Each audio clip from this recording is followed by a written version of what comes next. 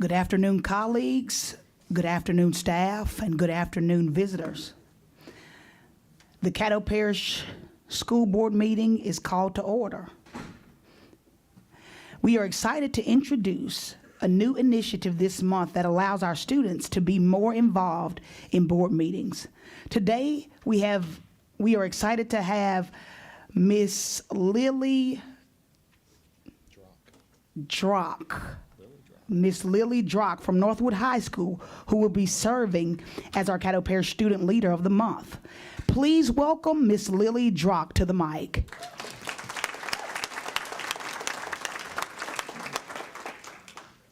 Good afternoon, President Green, Superintendent Burton, board members, and audience. My name is Lily Drock, and I'm a senior at Northwood High School. I am so honored to be selected as the inaugural Caddo Parish Student Leader of the Month. At Northwood High, I am very involved in the Student Council Organization, FAME, National Honor Society, 4-H, and the new tennis team. These activities have been so incredibly helpful in helping me become the young woman I am today, helping me discover my passion for leadership as well as public speaking. At Northwood, there are so many subjects where students can explore their interests. For me personally, my favorite subject is English literature. I love to read and see all the different ways that authors can turn words into stories and stories into lessons. What I love about Northwood most is the sense of community and the true family that I have found and grown there. Outside of school, I really enjoy reading, hanging out with my livestock goats, and going to see movies with my friends. After I graduate from Northwood, I plan to attend the University of Louisiana at Lafayette, where I will be majoring in political science and minoring in communications. Hopefully, I am planning to go to law school and then work in the intersection between legislation and agriculture. Again, thank you for this opportunity to represent Caddo Parish students. Now I will turn it over to Mr. Steve Umling, who will provide our invocation.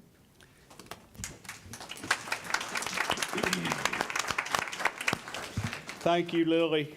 With honor, members of the board, ladies and gentlemen of the audience, please stand, bow, and pray with me. Lord, protect this board with your many blessings as we work doing the will of the people. Please protect and watch over the people of Caddo Parish, members of the board, members of the audience, and employees working for our school system. May your blessings be with the children of Caddo Parish so that they may grow in knowledge, have respect for their fellow students and teachers, but most importantly, to respect their parents. May these young minds grow in the spirit of goodness of God, the Father, and their innocent souls be shielded from all evil. We ask this through Jesus Christ, our Lord and Savior. Amen. Amen. Thank you, Ms. Trump.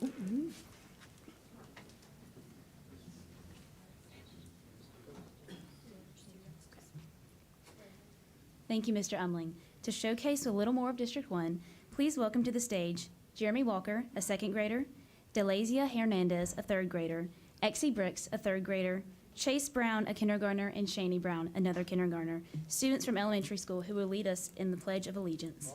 All right.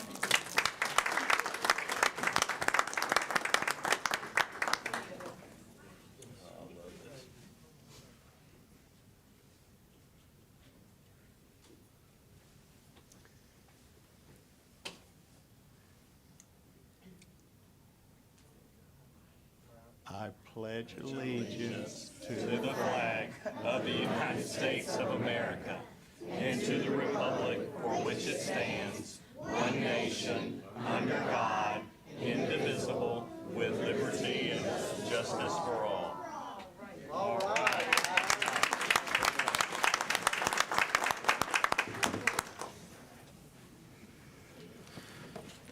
Thank you again to Blanchard Elementary, my former elementary school.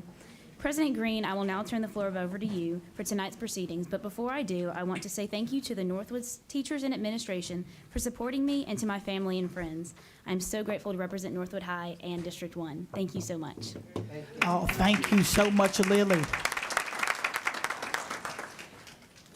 Those kids that just, I want them to shake our hands as well.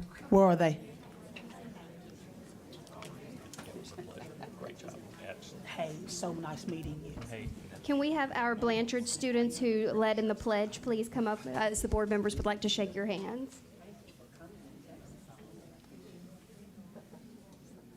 Well done, Lily. Come on up, fella. Some have already escaped. Yeah.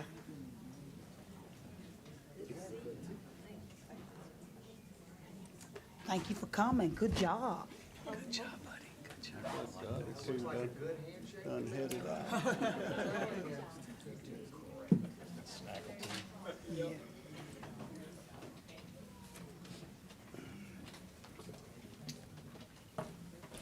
I'm going to ask for the roll call for colleagues, my colleagues.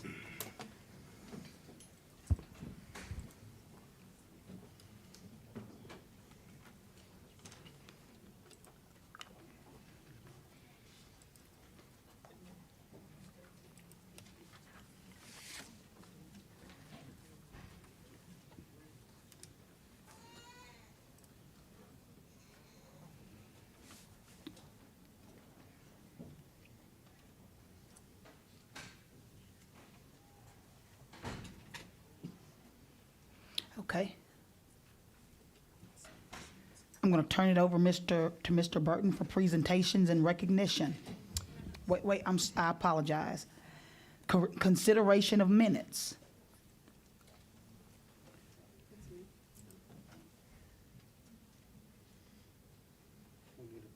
Yes, Ms. Yates. Move to approve the minutes of December 3rd, 2024, and December 17th, 2024 Caddo Parish School Board meetings as recommended by staff and submitted in the electronic mail out. Second. It's been moved and seconded by Ms. Bell. Please vote.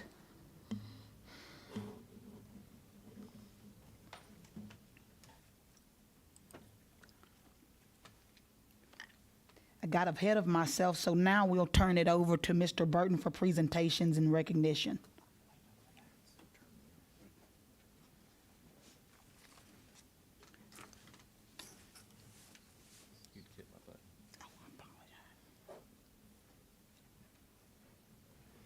Thank you, President Green. At this point, I'd like to ask Mary Nash Wood, who is our Executive Director of Strategic Initiatives, if she would, to introduce a lot of our guests tonight that we have, because we have the pleasure of not only being entertained, but also honor some of our very best employees in Caddo Parish. Thank you, Superintendent Burton, President Green, board members, audience. I am so excited to kick off 2025 with some incredible individuals. As you saw before you already, I'm pretty partial, but I think Lily has set a high bar for us, for our student leaders, right? Let's give her a round of applause. So continuing in our program, we are now going to go into our musical presentation. Tonight's is from Max Pinkney, a senior at C.E. Byrd High School. He is in the Talented Arts and Music program, and he has been since elementary school. He has grown to love piano, flute, guitar, and singing. I think he could teach us all a thing or two on that one. He's a member of the C.E. Byrd Drama Club and Band. He's also, just as much as he is talented in that way, he's also so smart, guys. He participated in the 9-week Jumpstart program at LSU Hospital, where he researched and studied about cancer cells. Once he graduates, he plans to pursue his passion in the medical field as a nurse practitioner. So tonight he will be singing My Way. So I'm going to turn over the floor to Max.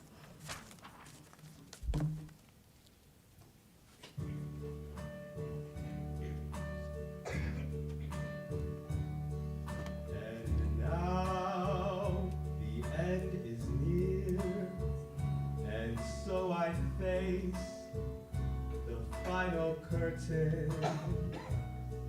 My friends, I'll say it's clear.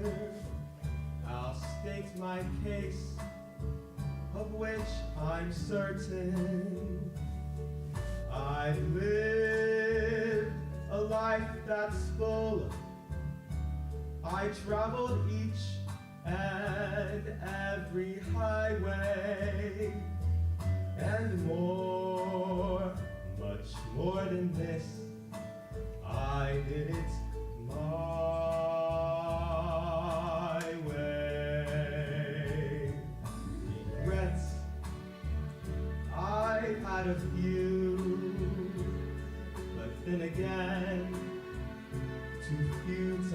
redemption. I did what I had to do and saw it through without exemption.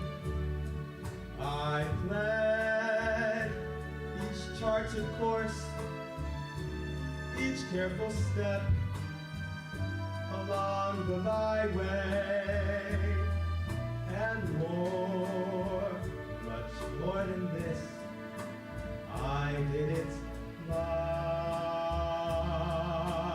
way.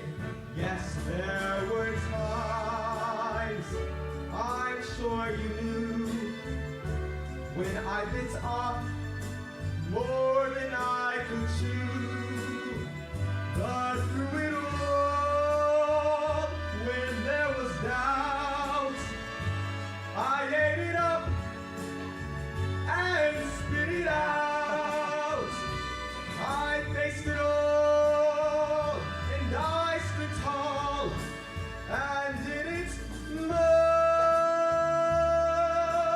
way. I loved and laughed and cried. I had my fill, my share of losing. And now, as tears subside, I find it all so amusing to think I did all that, and may I say, not in a shy way, oh no, not me. I did it my way. For what is a man? What has he got? If not himself, then he has not to say the things he truly feels, and not the words of one who kneels. I faced it all, and I stood tall, and did it my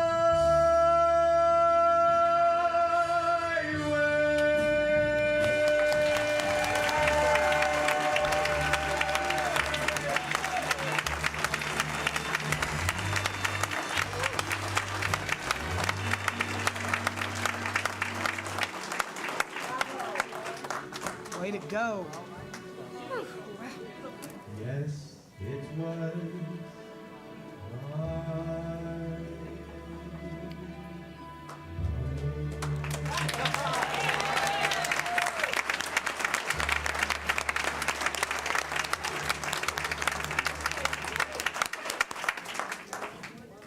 Wow. I know it. He reminds me of a little Reggie Abrams, if you've heard Reggie Abrams sing. Yeah, great job. Glad you did. Way to go. Good job. Good job. We're proud of you. Superintendent Byrd, as well as President Green, if you'll come on, we'll let Max finish up, and we will continue on with our program.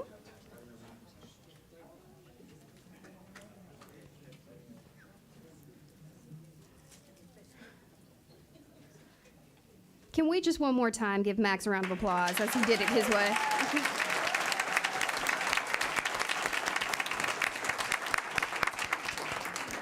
So excited to showcase the talent in Caddo schools, and wow, there is quite a bit.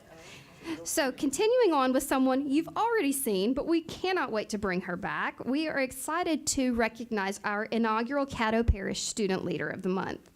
Lily, from Northwood High School, has just been such a tremendous example for her community as well as all of Caddo Parish. We're excited to have her here representing Northwood, where she is the Student of the Year, but she's also highly involved in extracurricular activities. She's done National Honor Society, 4-H. She's president of the Student Council, but she also has an interesting interest that I love to talk about over her years because we've gotten to see her grow up as a Student of the Year in our system. And that is, she's quite the goat shower, guys. She's got 5 goats right now, where she has been renowned on the state stage for her work and being able to show goats. So without further ado, we are going to bring Lily up, if you'll go ahead and meet with Superintendent Burton as well as President Green. We would love to recognize you with 2 tokens of our appreciation. One of them is a lapel pin bearing the seal of the Caddo Parish School Board. This lapel pin is only worn by board members and executive leadership, so she is the first student in district history to receive that, as well as a certificate of recognition from the board as well as staff. So we are so excited to celebrate Lily and would love to give her a round of applause, ladies and gentlemen.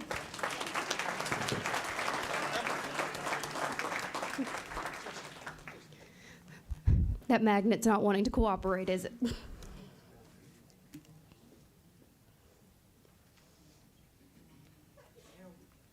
Woohoo. Perfect.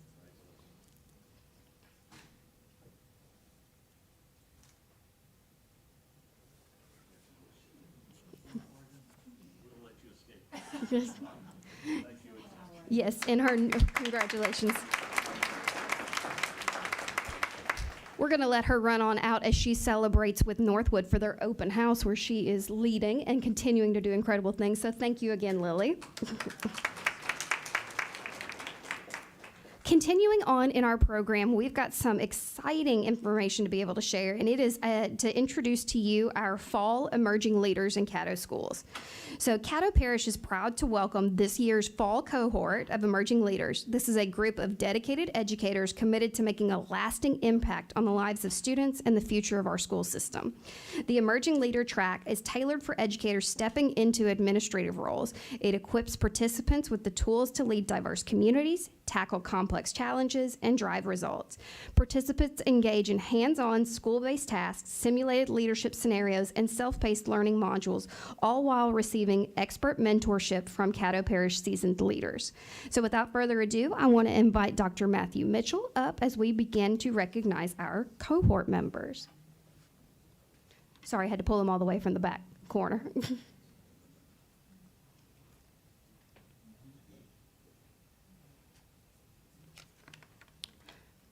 So cohort members, as I call your name, we are going to do one group photo so we can showcase all the awesomeness of who you are in one photo. So we will have you line up as your name is called. First is Brittany Nelson. Yay. Giovanna Mack.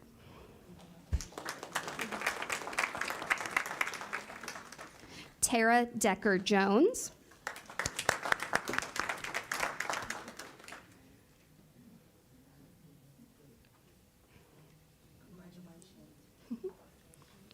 Trina Boyd Simpson.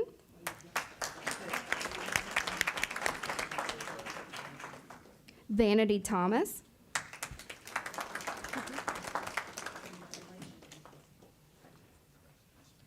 Robert Wade McCutcheon.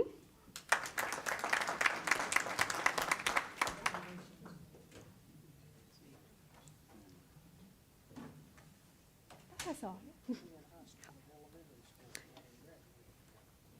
Stephanie Laster.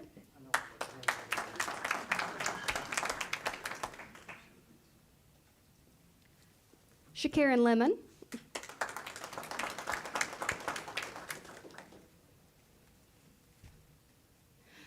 Janisha Musco.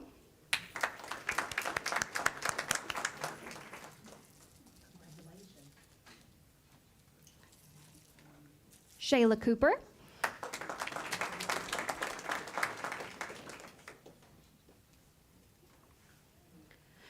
Shabrette Lewis Myers.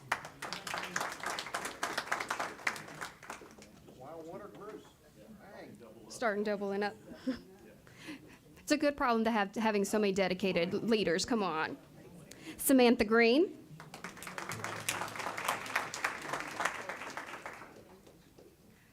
Kamani Jones.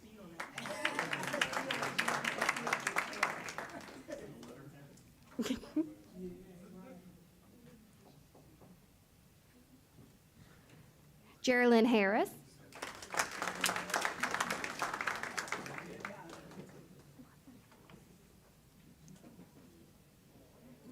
Bobby Allison Dye.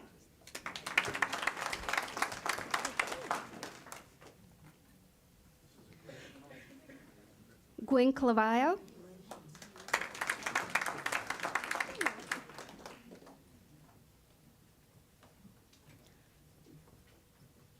Audrey Garrett.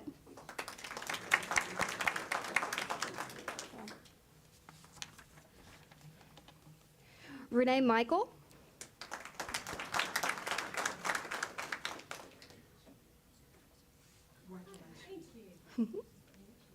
Angie Green.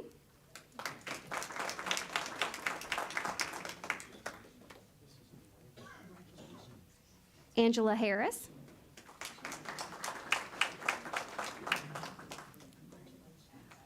Madeline McKinnon.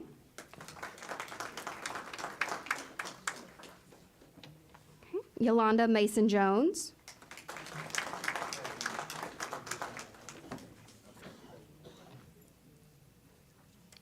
Talisha Bryant.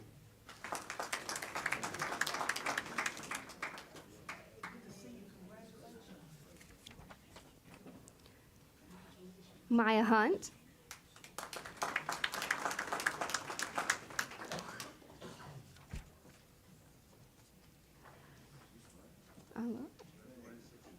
Quintavious Dowell, Ridgewood.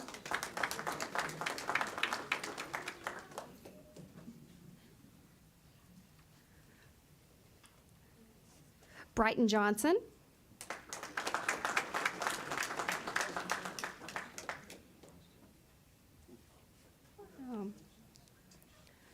Courtney Mosley.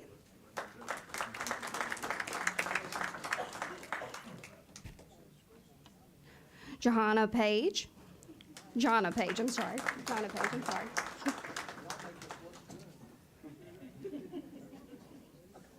That's what happens when you start reading too fast. Yolanda Bolden.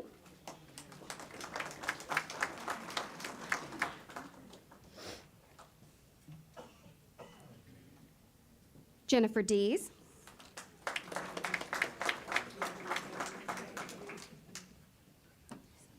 James Sullivan.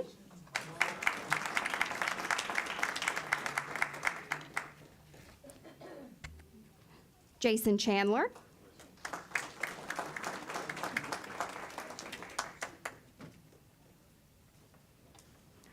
Thomas Twyman.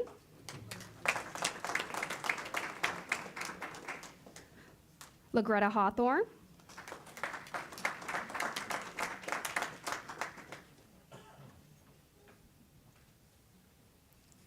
Dr. Cynthia Crow Garner.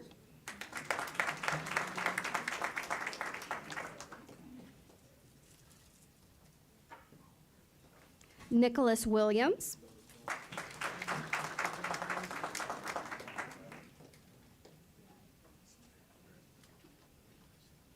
Demetria Griffin.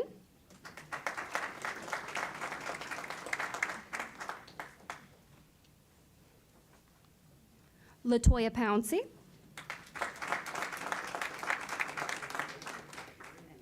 Hager. Lindsay Bolton.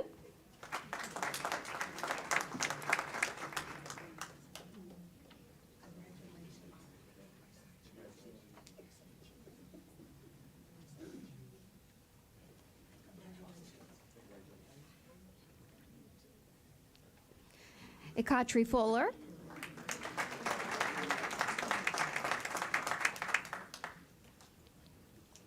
Ryan Comerford.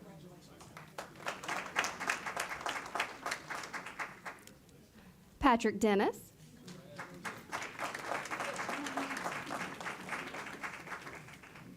And last but not least, Shondalyn Truman.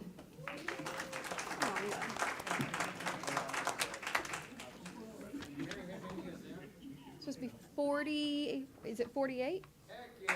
Woo.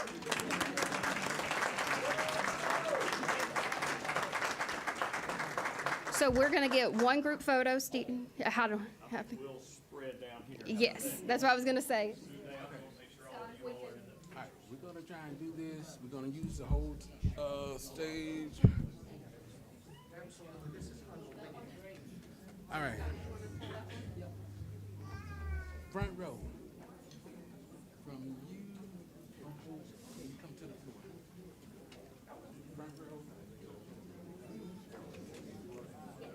There we go. All right, second row. Can you come and get on the second step? There we go.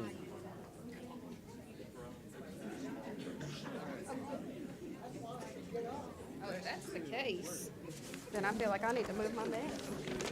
Girl. Dr. Mitchell, you want to come in the center?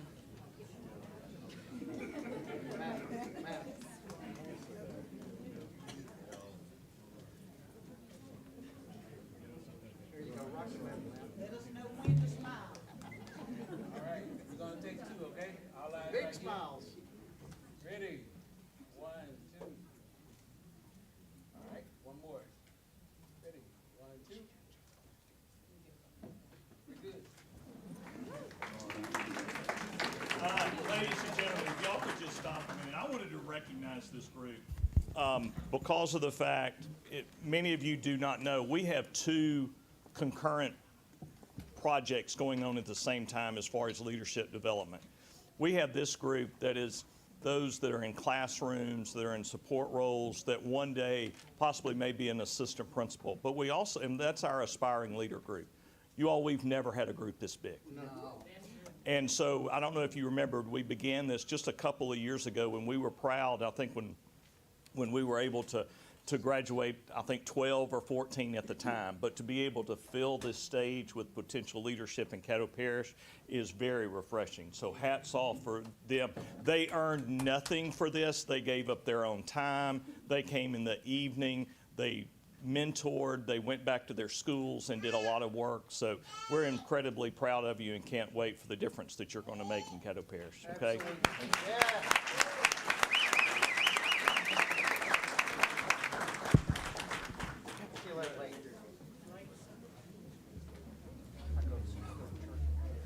Leaders, also as a side note, we will share that photo with you so you don't have to worry about trying to grab it too.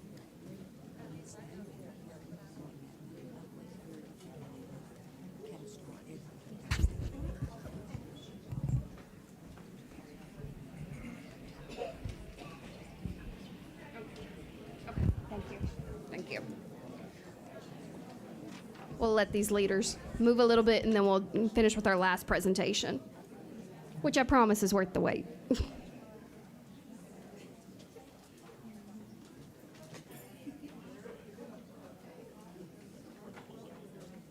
Yeah.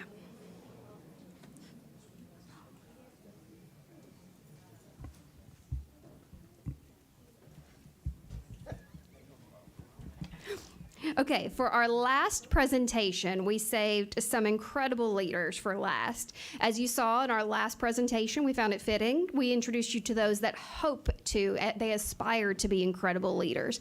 Now we show you what that looks like once that you do it right. So Caddo is so proud to announce 3 exceptional leaders for the 2024-2025 Caddo Parish Principals of the Year. Guys, these people are phenomenal. These leaders have been recognized for their unwavering dedication to academic achievement, student well-being, and fostering a culture of excellence within their schools.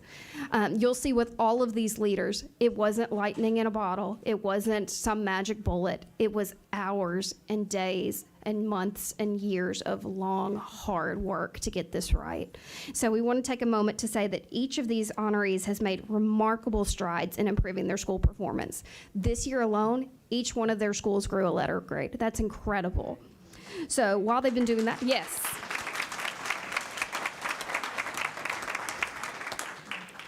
These principals have also been recognized for making multi-year gains. And so we know that these are the leaders that are shaping the lives of the future leaders of tomorrow. So without further ado, because we've had them waiting here a little while, so I'm excited to bring to the stage 3 extraordinary principals.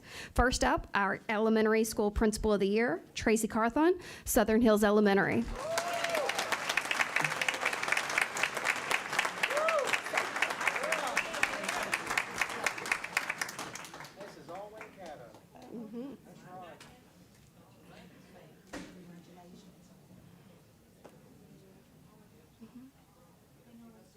She's swinging in.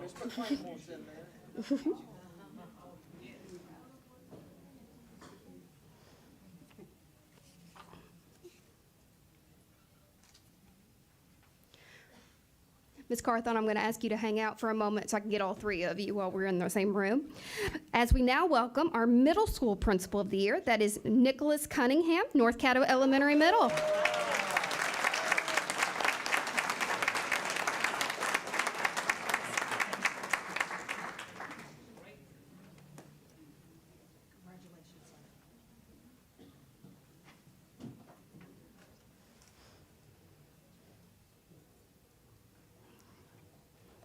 And bringing it full circle, a Lion who is now the high school principal of the year for the Lions and Caddo Parish, Crystal Barnes, Booker T. Washington High School.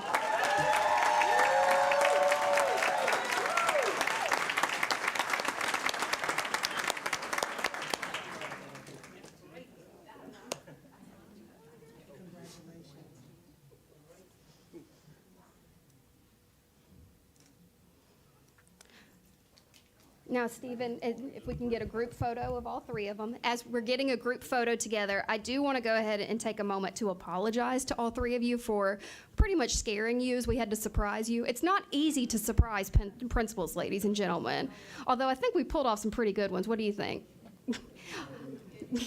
We paid off.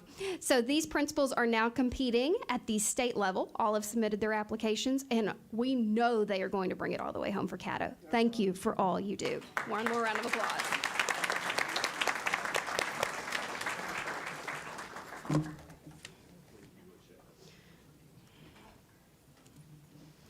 Superintendent, that concludes tonight's presentations.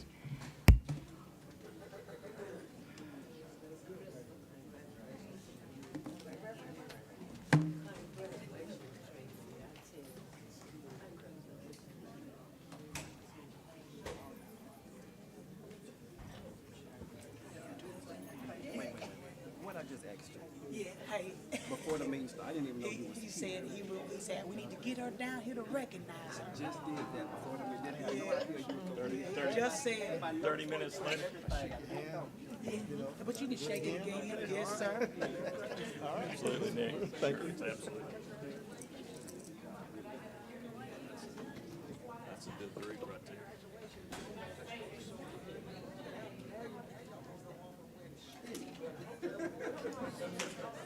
Oh, that's right. It's not just what's better on here. I'll hold on.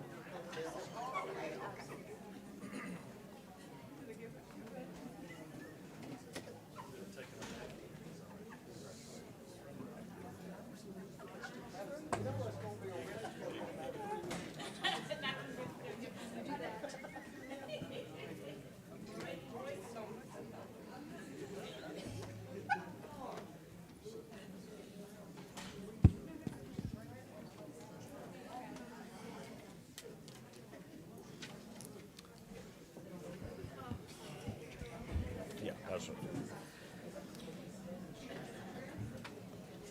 We'll give everybody about 50 seconds to settle down, and then we'll hear a presentation.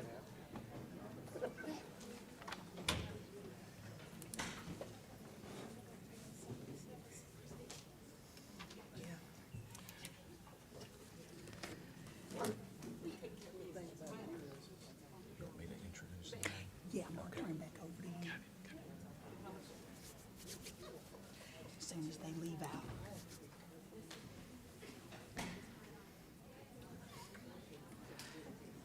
And now I'm going to turn it over to Mr. Burton. Thank you, President Green. Members of the audience, members of the board, there are many people in the audience today that are concerned and have questions around the time and attendance program and the initiative that Caddo began back in 2023. And what I've done is I've asked Ms. Stanford if she would to come forward, present a informative presentation that basically just gives some background around how this began. There's so much miscommunication out there that it was important for us to be able to ensure that while our concerned staff members were in the audience, they heard from our HR team, finance team, about what the purpose of this is. And so at this point, I'd ask Ms. Stanford, would you please come forward with your presentation?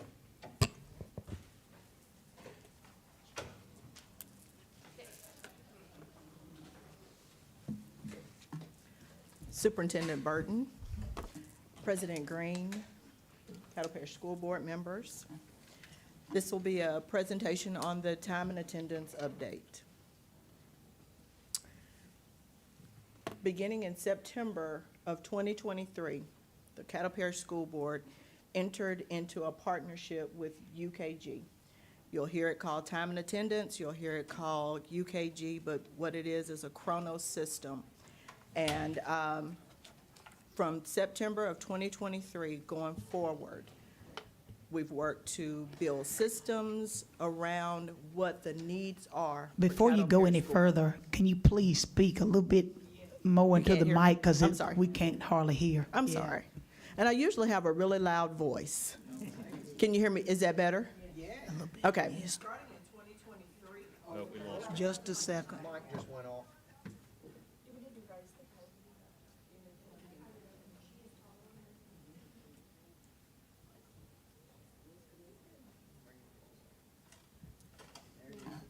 Is that better? Much better. Okay. I will try not to move. Again, starting in September of 2023, Caddo Parish School Board entered into an agreement with UKG. You will hear it called UKG, may hear it called READY, but what it is our time and attendance system. Starting then, they began to build programs around what it would be that Caddo would need. In March of 2024 is when our calendars started going into the system, and what you're looking at is kind of a roadmap of how we got to where we are today. September through November of 2024, we began to implement on a pilot basis our program.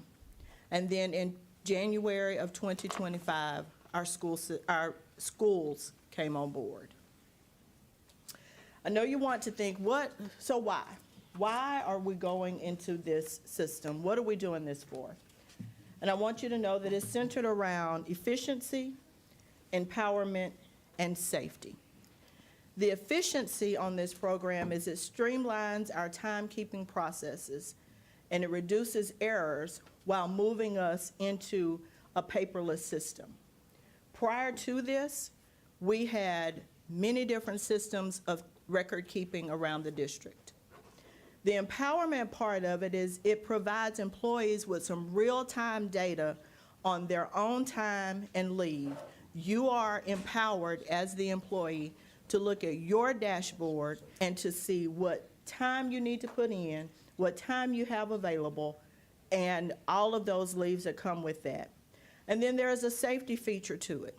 When we use this system for clocking in and out, there are reports that can be run if there is an emergency or anything that comes along, and you will know exactly who is on the campus, when they got there, or if who is not on the campus because they have signed out.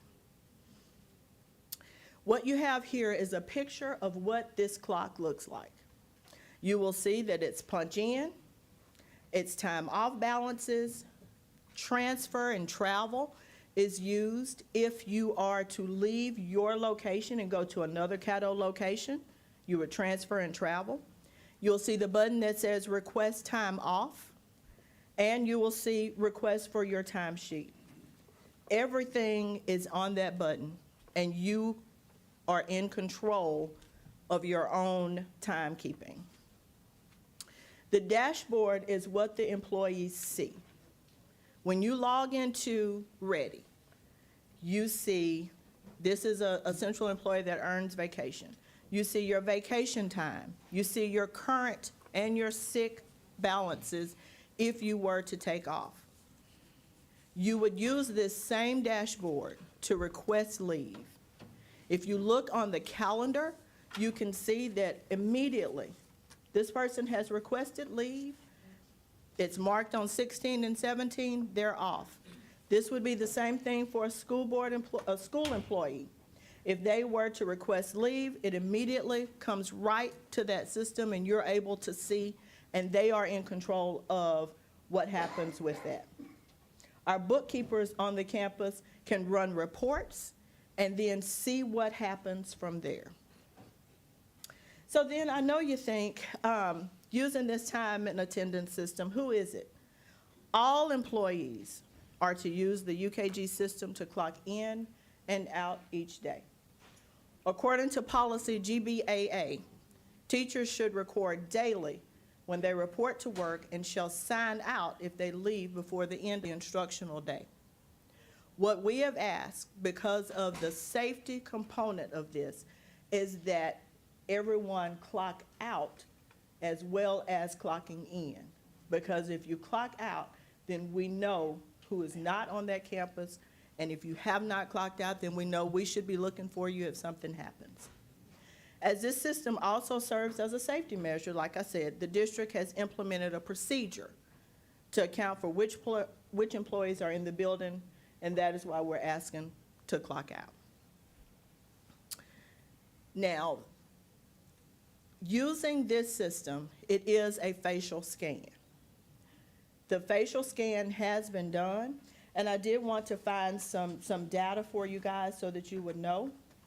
Of our full-time employees, 4,570 have completed the facial scan.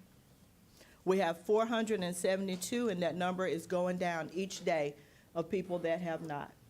Anybody who has chosen not to complete the facial scan and wanted an alternative, they are emailing me. They are also emailing our finance team, and we are giving them the option to sign in with their EIN number. Another thing that we are working on is we are trying to get it such that they can use badges if they are not comfortable using the facial scan. But you can see by the numbers that we do have the majority of our faculty and staff using the EIN number, using the numbers. Privacy and data security, and I think this is where most people worry, because everybody that has sent in anything that says, I don't want my information out, they feel like we're giving information that's their personal information. We have a commitment to privacy. No images or personal identifiable information is stored in this system. The only thing that UKG system is holding is the name, the position, and the location. And that is public knowledge for anyone. It is not holding. We never put a social in. There is nothing other than the name, the position, and the location. And this is solely used for timekeeping and attendance purposes. If someone leaves the district through termination, resignation, retirement, through a workflow, their information is taken out of the system. We do not keep it. So what is READY and what is it not? READY is a streamlined attendance system across all sites. I mentioned just a little bit ago that we had other sites that were using different measures. We have found across the district, some people were using our retina scans. Some people were using a thumbprint. Some people were using paper. And then some people were signing in with Google. We were not uniform in how we were keeping attendance. And then once that happened, a bookkeeper had to collect all of that information and send it then to payroll. With this, we have a secure data management system. With this secure data management system, we extract data from UKG and it goes directly into our payroll. And also, it enhances the workplace efficiency because I, as an employee, can go in and put in my own information when I am looking to be off. What this system is not, and we cannot stress this enough, this system does not track employees. This system is for attendance. And this system does not store any biometric data. We do have a site that is dedicated particularly to time and attendance. It's on the Caddo website, and as a part of this, there's a chat feature, there's video on this, there is everything that you might have questions about, it's on this site. In summary, I want you all to know, in the past, every school determined their own sign in and sign out. And I think I've mentioned that twice. We want to be uniform. We're in 2025. This created challenges because our systems did not talk to each other. And when I say that, Business Plus is the system that we use for payroll. But if you are using any other, something that you found out on the internet, and you're trying to talk to our systems, you cannot do that. For salaried employees, it's not a timekeeping system. It is a way of processing attendance. Even though this was phased in through implementation, we are continuing and will continue to address concerns that are brought about with facial recognition and with employee schedules. We are still working through this process. We are willing to take any time that we need to get this straight. We are available by phone call, we are available by email, and we want to do what is best for everybody in this system to make this process work. At this time, we have Christy and Virgin that will join me for any questions that you may have. Okay, I have several people that are on the board for questions. Okay. Ms. Yates? Thank you. So at 3 o'clock, if a school closes, are employees having to clock out at 3:15? Is that based off a contract? They're 15 minutes before, 15 minutes after the school bell? Are you asking if something happens and the school closes? Or are you No, asking like, about the let's just 15 say minutes if it's before? elementary school and they close at 3, kids are released at 3. Do the teachers clock out 15 minutes later? Yes, per policy. What Teachers- happens though if at 3:45 there's still kids on campus and these employees have to still be there? Yeah, they just clock out when they leave. When their day is complete. So their day is not necessarily complete at 3:15, it may be 4:30. It And they're could be. still able to clock in, stay clocked in Yes, absolutely. They're still able to clock out at 4:30. at 4:30? That's Okay, correct. Yes. Yeah, it's not going to automatically sign you out at any time. okay, thank Can you you. also, Ms. Stanford or Hold on a Ms. second. Willis, can you all speak to how the principal has the autonomy to customize this at their location? Yes. Based upon their schedule? Yes, so each site or campus sets their own schedule. So they may have some staggering among their staff on what time they arrive and what time they leave, based on the needs of that campus. So the principals have the autonomy to set whatever schedules they need to make their campus work as smoothly as possible. And so they will set the schedule and inform their staff what schedule they intend for them to be there. You done, Ms. Yates? Okay. Ms. Bell? Got me on? Yes, ma'am. All right, it's gonna take a little while. Let me say, number one, thank you for being transparency, because I didn't know anything about this. All I did was getting calls. I said, what's going on? Facial, I didn't know nothing, so I'm glad. That way we can leave here on the same page, and I don't have to read on Facebook, they said this and said that. Now, what I'm going to ask you, and these are some of the questions came from my people. For instance, you have coaches, you have cheerleaders thing, they stay. Sometime when a game is at the school and when the game is off, they don't check out. What do we do about that? Because some of them stay like basketball games. They stay in the room and do what they need to do, and the cheerleader go, okay, do they check out at 9 o'clock at night, 10 o'clock, or what? Tell me about that.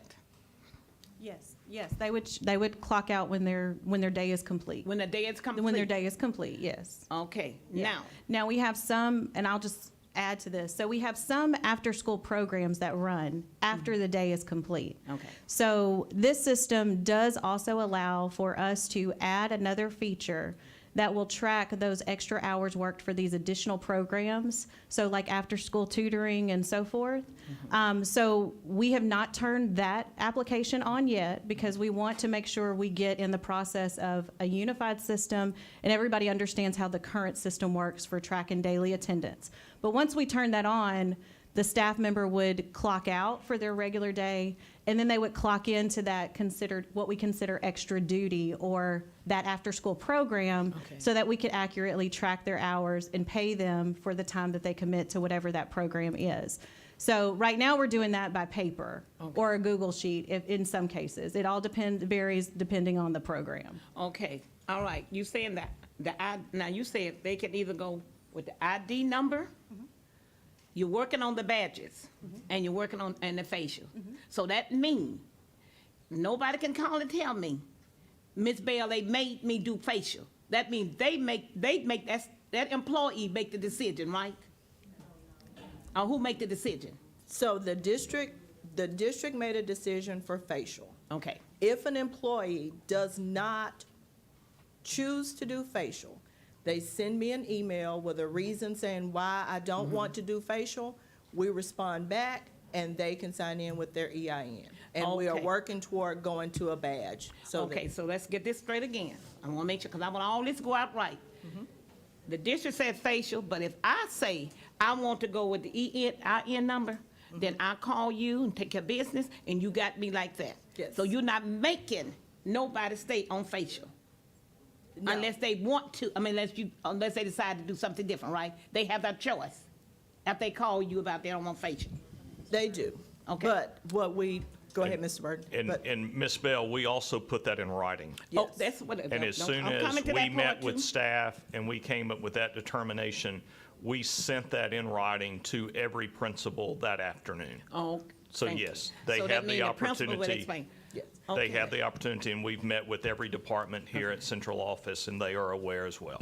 Okay, And Ms. Bell, at this time, we have 101 people that have decided that they did not want to do that and have sent an email to me. Okay. Or to finance, and actually, we're working together to address that. Okay, so it's not too And then we late. respond back to them with their EIN. okay. My next thing is this, okay. Now, let's talk about this. Okay, we already got the classroom teachers straight in the schools. Now, the ones that leave, like supervisors and people that's testing folks and all of that. Okay, now, do they, if, for instance, if I have a person doing IEP or whatever, coming to a special student school, come to Huntington, and that supervisor, that whoever, that director, whatever it is, come in and check in.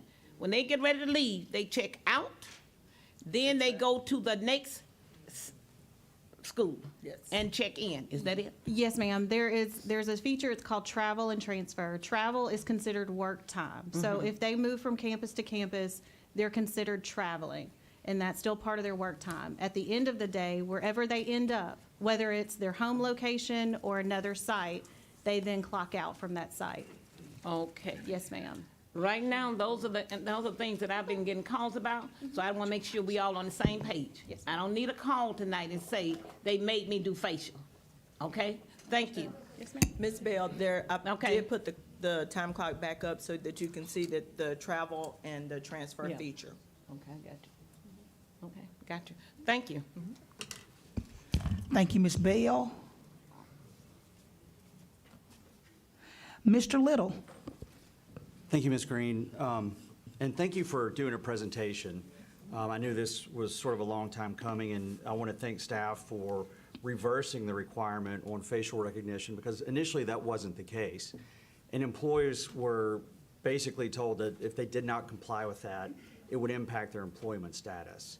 And so I do appreciate you hearing the voices of employees and reversing that requirement.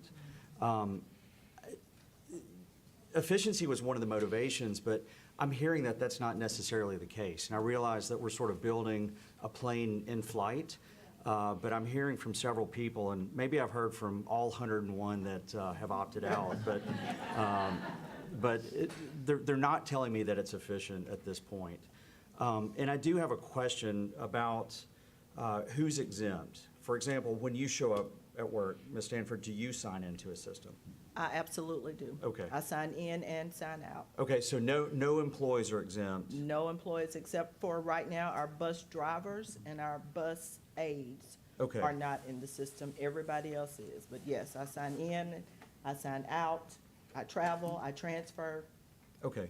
And then what about non-district sites? So if you have somebody who maybe works in the special ed department and they go to a non-Caddo site, maybe a private school, maybe they're in speech pathology or something along those lines, how do they sign in if they go to St. Mark's? So we do have an option in the transfer that accounts for those non-district sites that they Okay. can transfer into. So that's how they, and we've provided those instructions to those staff members or the supervisors in DOEC on what they would need to select. Is that an easy process? Yeah, yes, it For these is. Yeah, providers? it can be done from the mobile, from an app, or it can be done from a laptop. Okay. Yeah. And I also have questions about our policy that allows us to do this. Did we revise GBAA? Because the policy states that you only sign out if you leave early. But now we're making a requirement for them to sign out regardless, and that's outside of policy, unless we've revised it. No, we have not revised it, but what we did was, we just said we added a procedure for that because of the safety mechanism that we were adding into this, and so we made it a procedure that went along with it. So it is not in policy, but it is a procedure that we are asking everyone to follow with clocking out. But it seems like the procedures have to be compliant with the policy, so maybe we missed a step in there because. Policy sets the minimum standards. The policy would establish your minimum standards. I mean, And we procedure had- can, Absolutely. 25 years ago, I was signing in and out as a teacher. Okay. As a principal at 3 different schools, I required my staff to sign in and sign out because, again, I wanted to know who was on site at any point. So we, even through dress code, we may establish a district policy, but then schools can customize it based upon their needs. And so procedures here are following that same suit. okay. I guess that concludes my questions at this point. Thank you. Thank you, Mr. Little. Ms. McLean. Thank you, Madam President. And thank you for the informative presentation. I do want to kind of reiterate what Mr. Little said, because I have heard from many employees. Maybe it's the 100 that have opted out. However, from what I've been told is right before Christmas, they were told, you better get your face scanned or you're going to lose your job.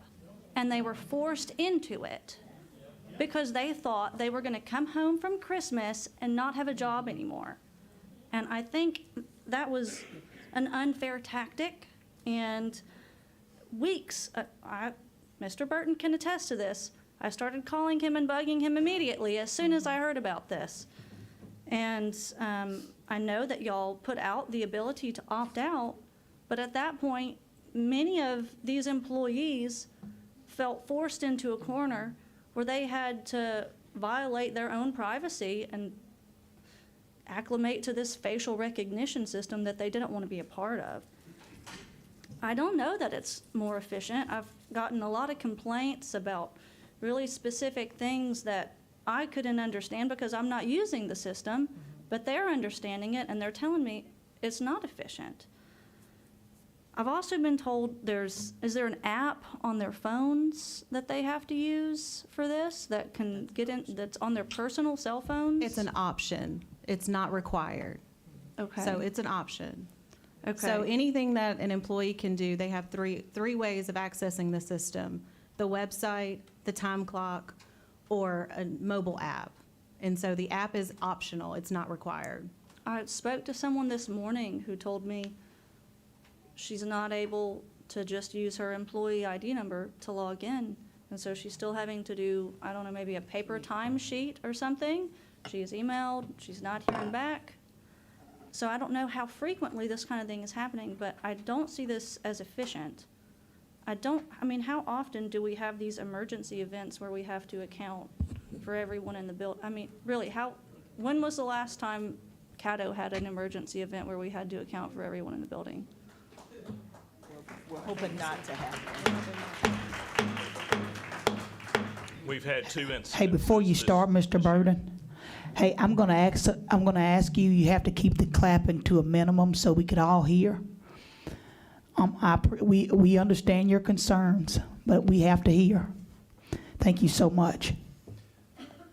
Ms. McLean, speaking to the efficiency, I think if you go back to what Ms. Stanford explained, that we had 50-plus versions of timekeeping systems being used throughout this district. Because of that, we had secretaries and bookkeepers who were taking that multitude of systems, and then they were inputting it into our system.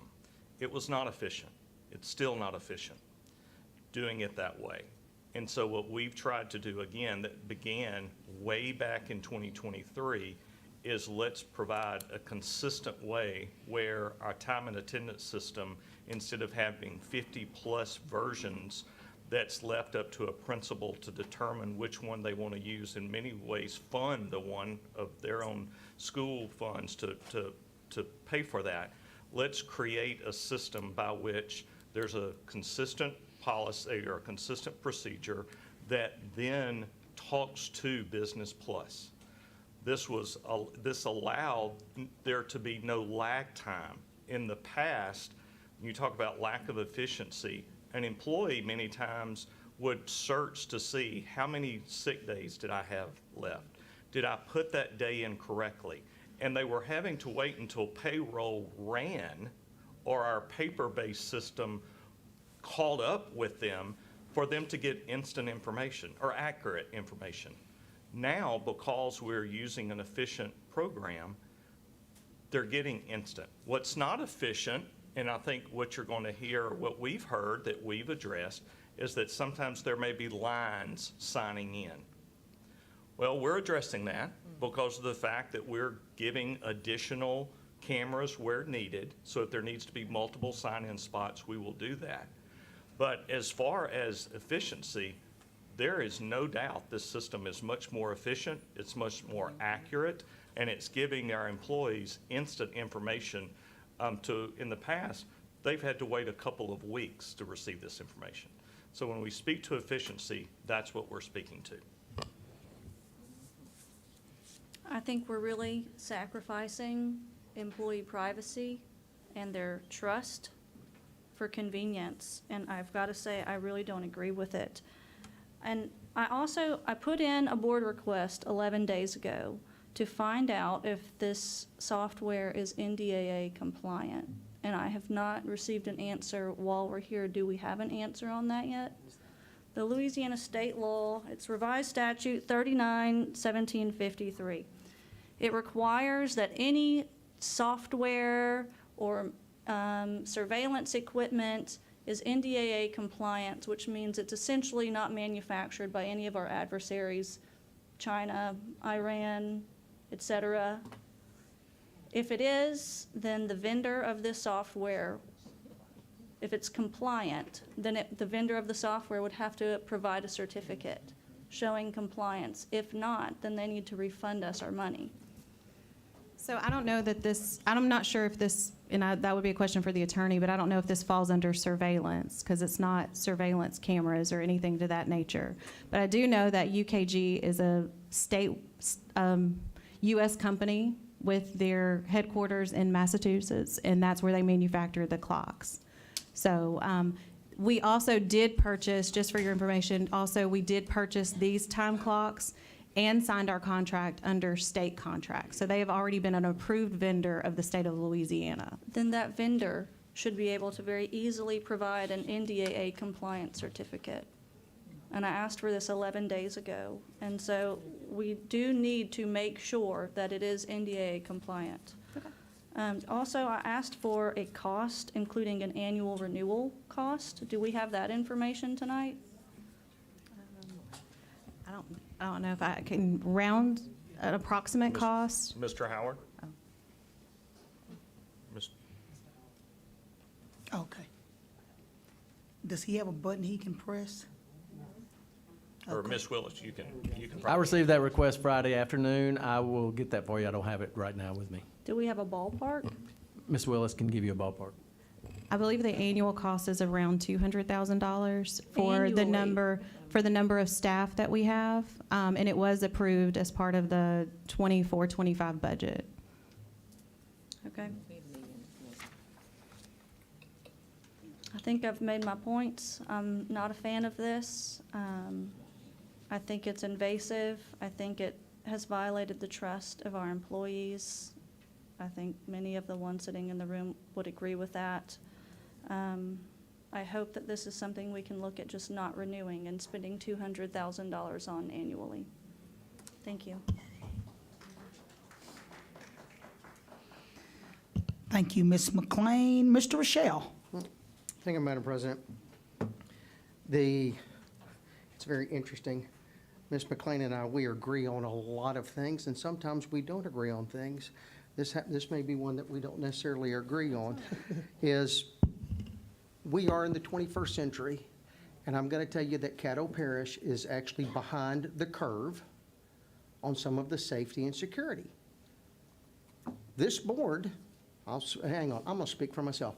I take it as a very high responsibility for the accountability that I have to all of our teachers, all of our students, all the staff, everybody, for safety and security. That's one of my main responsibilities. And we have to provide a facility or location that is safe and secure for our students, for us to be able to teach them properly. I know, I've been here when there's been something that has gone wrong, and there has been a safety or security issue, and it's interfered.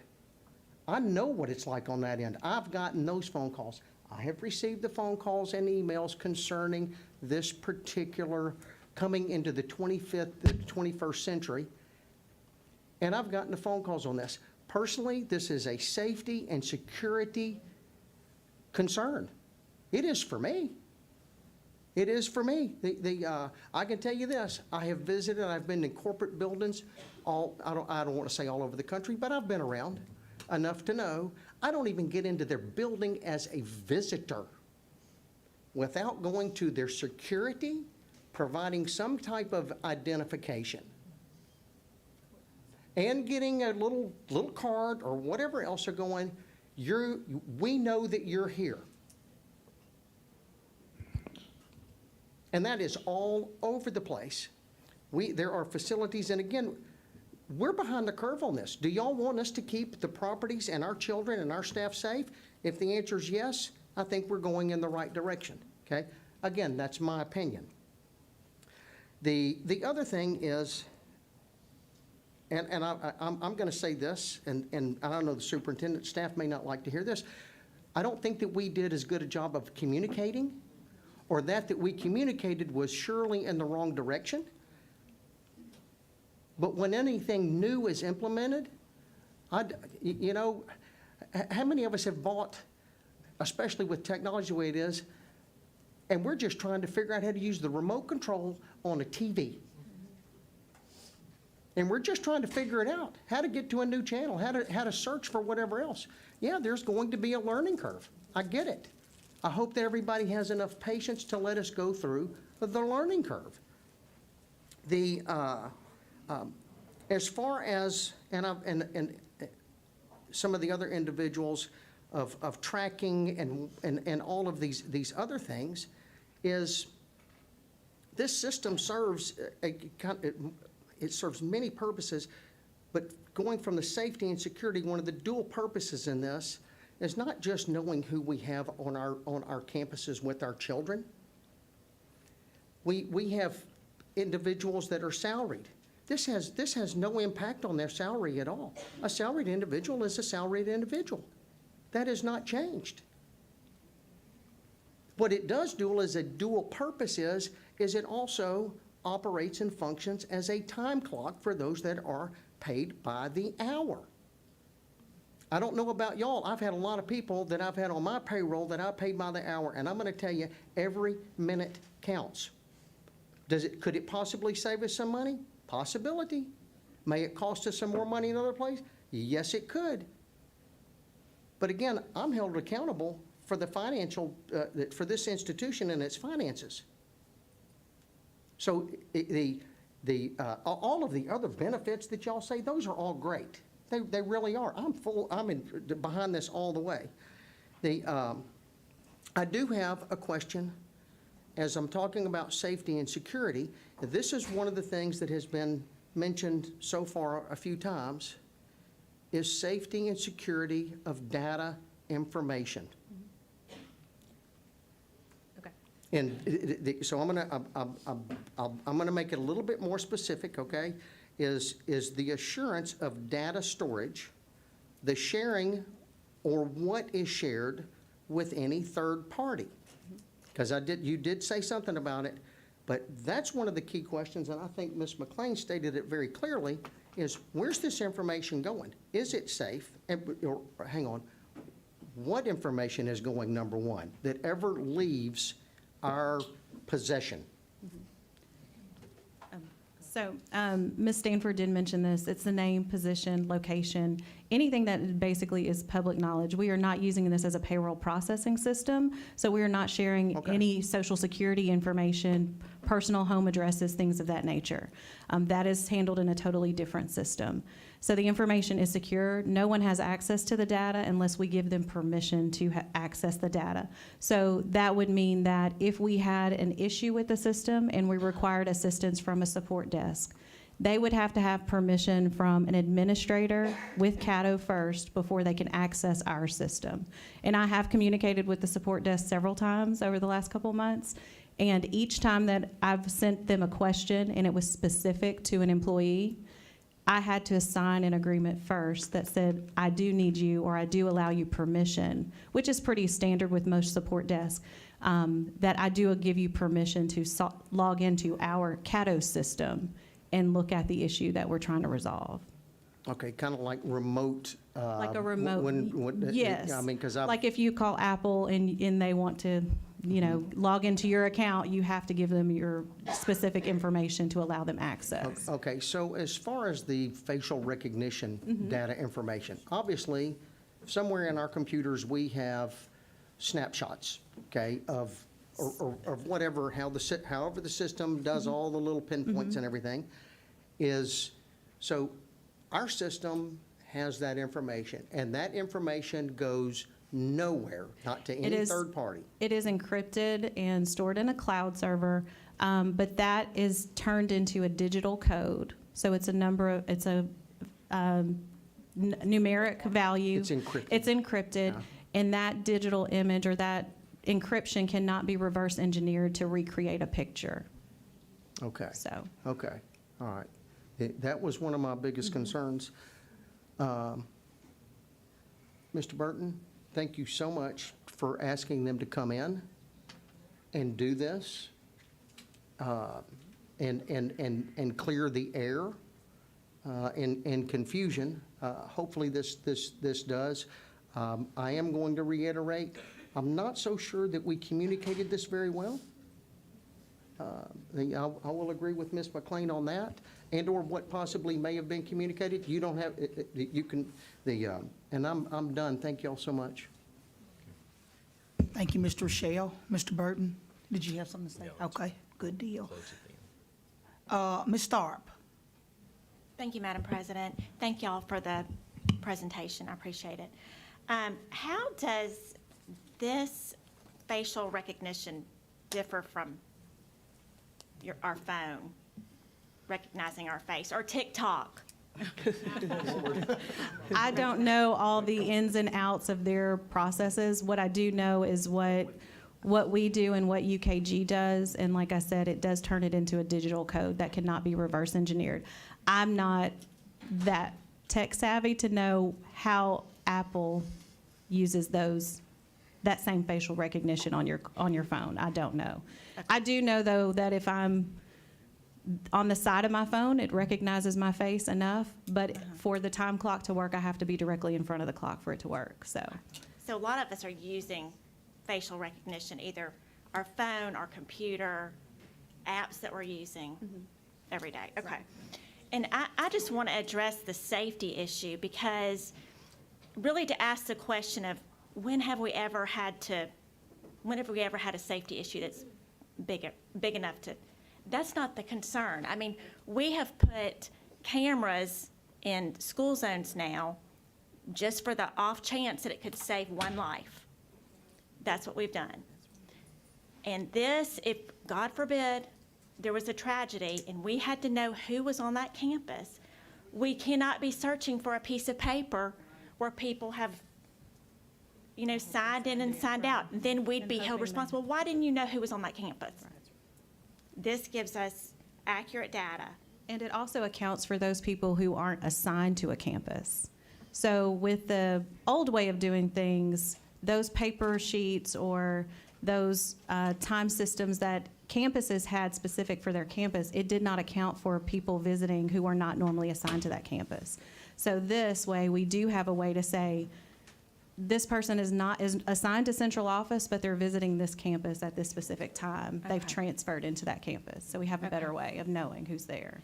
Will this also be used to sign parents in and out eventually, like visitors on campus? No, this is only, Only the for software that we employees. purchase is only for employees and time and attendance. Okay. Yes, ma'am. So I think if we can work out any kinks that we have, then I think I appreciate the moving in the direction of being more efficient and for safety purposes. I appreciate that.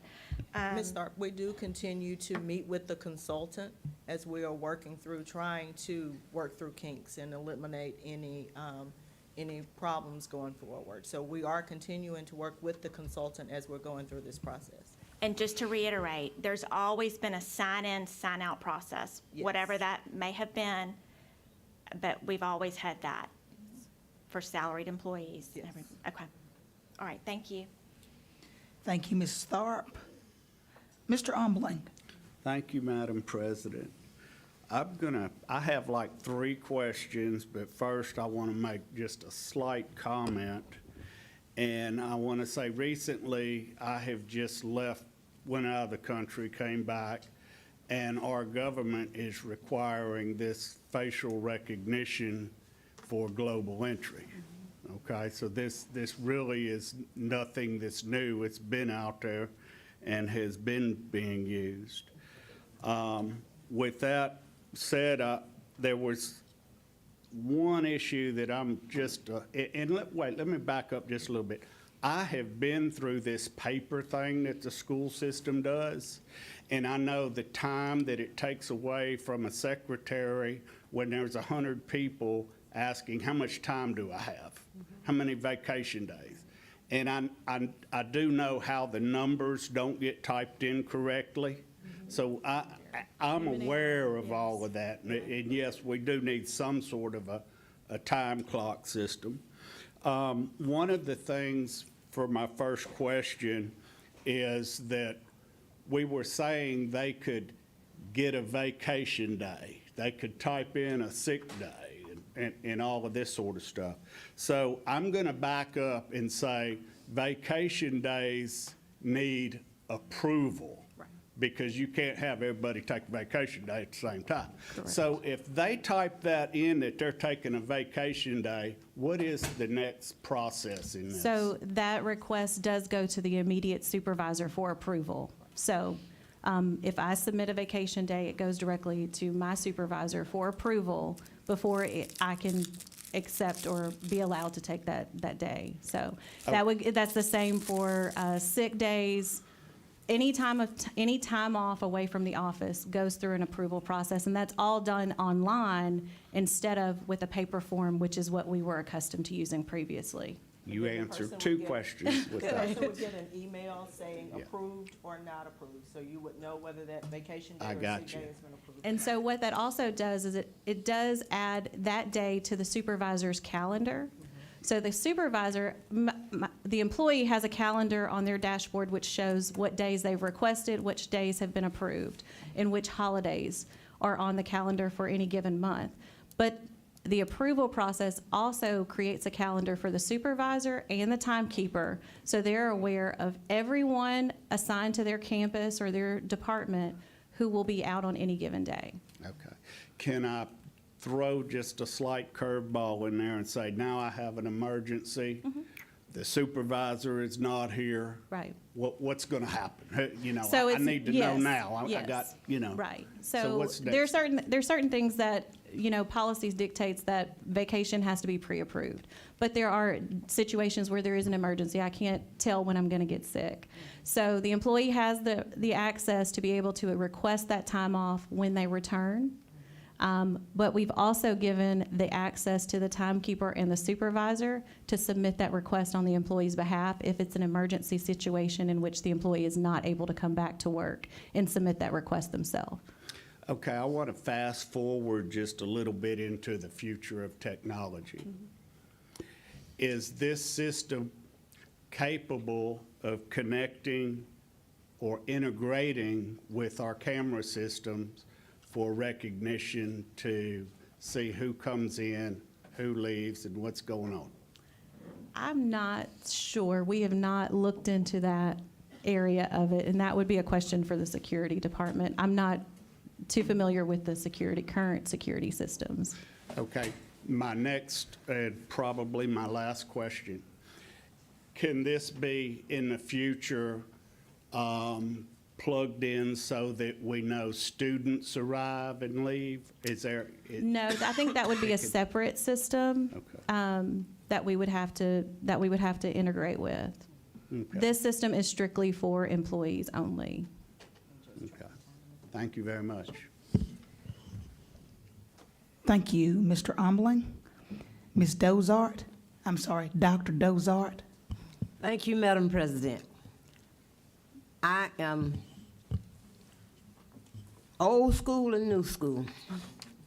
I used to have a lot of paperwork doing after. Sometimes I didn't leave until 10 o'clock, and we had to report to the newspaper then. But now, my question is, I'm glad to know that we have the information, the name, position, and location is all of the information of your personal information going into the system. However, facial is okay for some people. I don't know. I need to kind of see that demonstrated, if you don't mind, later, not today.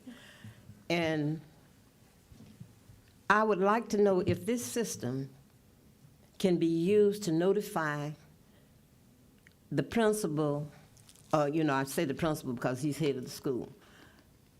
If there's an outsider coming in and need to be notified so that we can get safety for the students, teachers, and all. No, this system only stores employee information. Okay. So only those employees that are assigned to a campus or to the district are in the system. Well, that was my only question, because being an experienced teacher for many years, I've always put safety first, my first priority, and I've always wanted to see, other than a whistle or whatever, to hurry and get contact to the principal if there were an emergency from an outsider, just for the safety of everyone. Mm-hmm. Absolutely. I know that's a different entity, so Yes. thank you for all the information you've given me, and thank you for presenting it to us, too. Thank you, Dr. Dozart. Ms. Yates. My question may be for Mr. Howard. What was the cost of the initial setup?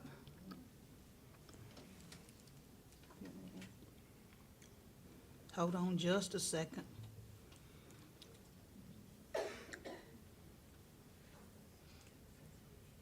Okay, Mr. Howard? Are you on? Let's see, there you are. Are you talking about the purchase of the clocks? Correct. I don't know that number right off. Now, I will say all of the clocks were purchased with ESSER funds. They were approved and purchased, approved by the state and purchased through those funds. So I'm believing Ms. Willis may have a better number than me, but I was thinking 400 and something thousand for the clocks. And is this like a yearly fee we have to pay? The purchase of the clocks was a one-time deal, and we got extra because we knew we would have, as Mr. Burton mentioned earlier, there are several schools that have requested more clocks so that they could have one in a better location for their employees. So we've got extras to be able to supply some of those to schools. But so that was a one-time, and then there's a yearly maintenance fee ongoing. And how much is that? About $200,000. And that's $200,000 for every school or every clock we have? Well, that's 200,000 in total. Okay. And I know we've talked about safety, and that this is about tracking the employees on campus so that we know who's there, who's not there. But when we look at safety, if you go back to like Grandparents' Day, and you have hundreds of grandparents coming on campus, and there's a mass casualty incident, how are we tracking them? Or how are we tracking our students at the same time who are on campus every day? Just, that's the only way. Jake, what about Yeah. there?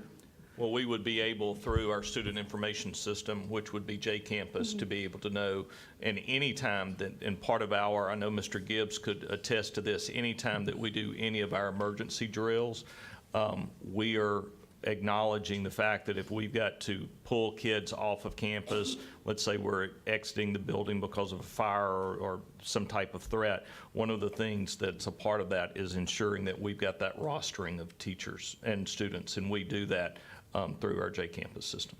Okay, perfect. Thank you. Thank you, Ms. Yates. Mr. Bowman. Okay. Thank you for the presentation. I had some statements and questions. I heard someone say, and I can agree with Katie and with, Miss Katie, and Mr. Rochelle on one end, and then on the other end where we say we're in the 21st century. Then also we have to think 21st century comes with other things as far as breach of, your identity, breach of security, breach of, things such as that. And I know a lot of people are concerned about that. We had an instance at my place of employment where we all use badge. And I'll take that back. We have about 300 employees that use the card reader because they're on another part of the campus. But we all use the badge. And we had an active shooter one day. And through that badge system, we were able to identify two people that we couldn't find, but we knew that they were on campus because they had swiped with their badge. We didn't need, my thing is, I don't think we need the facial rec, and I'm glad we're giving them the option to say no, and maybe we did it too late. But we do need to have some kind of, I think most people will be better with a badge reader than just a, facial recognition for those security reasons that people can, your safety is breached. That's what I'm thinking. And I opted out myself for the facial recognition. So I understand. I only got several phone calls. There wasn't that many, but that was my 2 cents on that. And I think we should have did it a little better and probably, gave, the employees more of an option to speak and give their 2 cents on how they felt on things too. Thank you. Okay, thank you, Mr. Bowman. Dr. Vinson. I'll echo everybody else's comments. I know you've been standing probably longer than you wanted to. With the contract we're in, obviously we're in a contract. What are the stipulations about us because we've taken longer to talk about this than we talk about probably this K-8 merger we're about to do. But what are our options? Because again, time is ticking, and do we have options? Options to pull out. Like, pull out of the contract? Is that your question? Yeah, there's probably some information in the contract, but you have to go back and review it to see what that is. But I'm sure with a certain amount of notice before most contracts require a 30 to 90-day notice prior to renewal if you want to back out of the contract. So if it's an annual agreement. So okay. That's customary, so. Yeah, but we don't know the dollar amount, things like that. If that makes sense, Like if there would be a break in the contract, like if we were to Right. break the contract Do we early, have there to would pay? be a nominal, I'm sure there would be a fee to break the contract early, yes. Okay, can you send that to us, please? In addition to that, I'm all for safety. A gentleman I worked for sponsored a bill that required school systems to have a safety plan. But I'm very confused, and I get you want to know who's on your campus. But are we thinking that a teacher would go to another campus to assault some, and I'm being serious, because again, I've heard several say the parents can't be triaged. A person who is just coming on campus, just to come to ask a question, they don't have to do this facial recognition. So how is it a safety protection, if that makes sense? Well, it's an additional safety measure for our staff. So, in order to account for staff who are on a campus. Okay, gotcha. So if Yes. something happens, you know who is. We know who is there. Correct. Yes, because So- if I'm not assigned to a school regularly and I'm visiting that school and there's an Yes. emergency, they would have access to know that I'm there. Totally understood. Got it.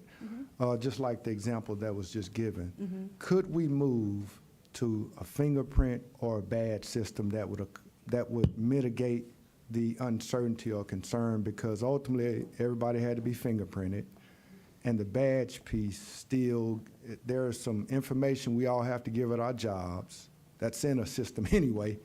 So would a badge or a fingerprint soothe some of our anxiety?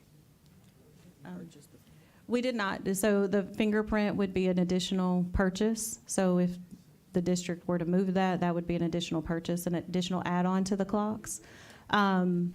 But the badges, like Ms. Stanford did mention in her presentation, we are working with security and IT to upload those that badge information into the system. So that could be an option. It is an option. Okay, It is an will be, option. yes. Okay. So right now, it's employee ID number, but Okay. once those badges are uploaded, that would be an option. Okay. Do we have any idea, timeline, as far as once they're uploaded or that type of deal? That is a question for IT and security. I'm not sure. They are working with the vendor who manages our badge system to get a good file out that could be used. So Okay. How long is our contract with this company? it's an annual agreement. So really, we do it 1 year and we can. We could, yeah, but would we? Okay, Yeah. I got it. With the investment, because would you all, I think the entire board wants to know the initial cost, of the equipment, because I'm sure it's more than 200,000 for the first year, I'm assuming. So that would be probably good for the board. I think the last question is, could we have used, and I don't want to say a homegrown system, but one of the systems already in place, whatever, I won't say 50 systems, but some other system that's already in place, electronic system, not sign-in, because, paper sign-in would not be effective. Could we have used something else? We did meet with other vendors as well to see what their products were. Some were products that were already in place in some of our schools.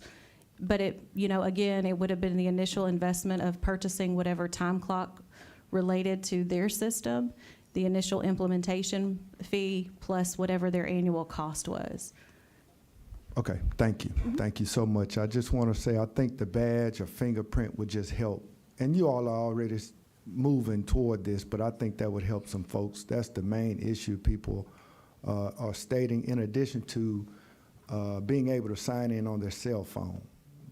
Do you know if that's an option or potential option? It is not. It is an option to clock in at the clock. There is an option to clock out on the app. But again, we're not requiring any employee to download the app onto their personal device. Okay, so if you all could, the initial cost, and I'll write it down because I know it's. I wrote it down. The initial cost with the cost of the equipment and the annual fee. Yes, Right, sir. yeah, it's only one annual fee because we Right. can do it year by year. Right. Thank you so much for your patience, thank you. Thank you, Dr. Vinson. Ms. Bell? And it's gonna be very quick. And I agree with Ms. Rochelle and Ms. Safety. I don't care if it costs $1 million. You cannot buy a life, employee life or nothing, either student. And the reason I'm saying that, I think about in Texas, when the shooter got in, but the employee, the security coordinator was not there that day, okay? And I don't know what happened. So like I'm saying, I don't care if it costs $1 million. It's about safety for our employees. We need to know where some employees, they have to travel from place to place, and we need to know. And we keep talking about the money this, the money that. Then if something happened, that's the first thing they're gonna sue. So I'm glad that you're doing this. We need to know who's on campus. We need to know where everybody's going.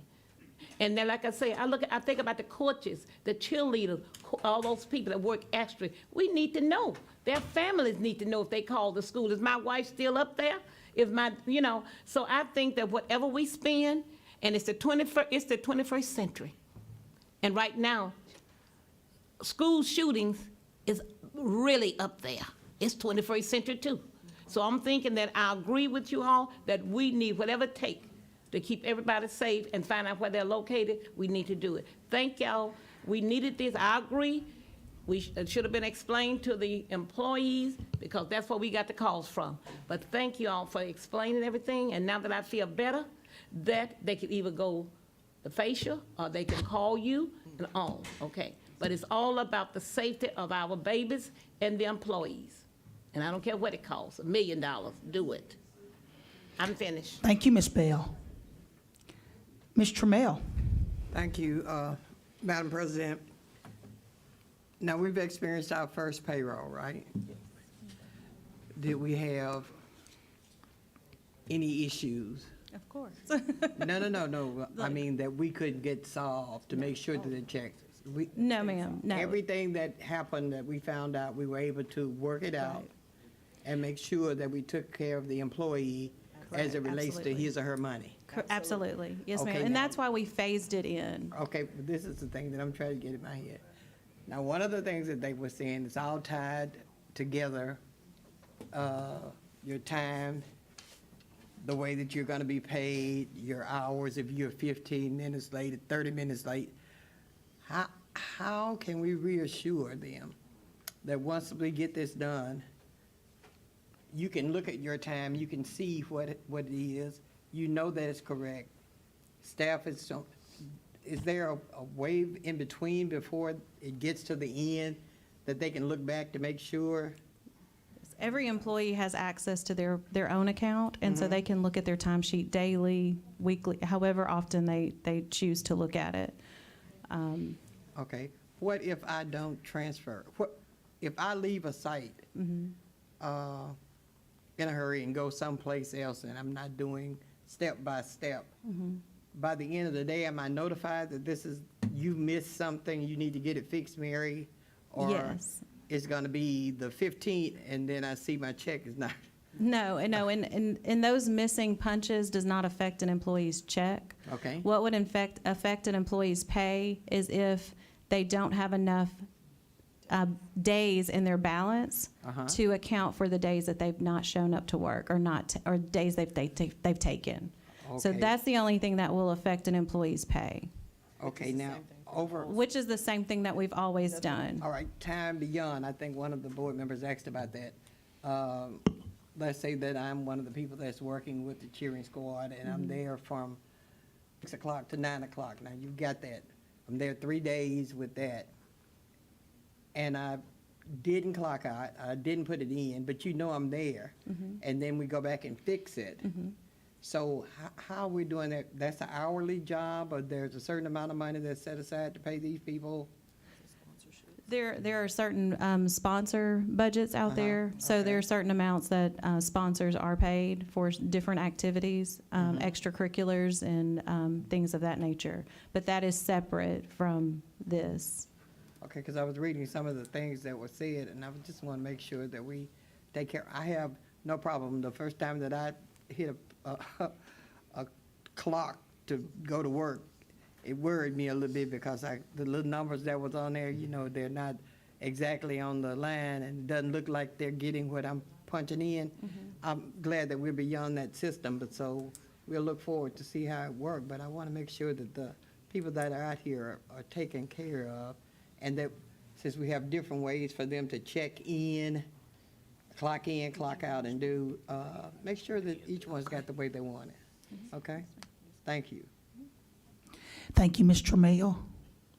Ms. Tharp? Thank you, Madam President. Just another quick question.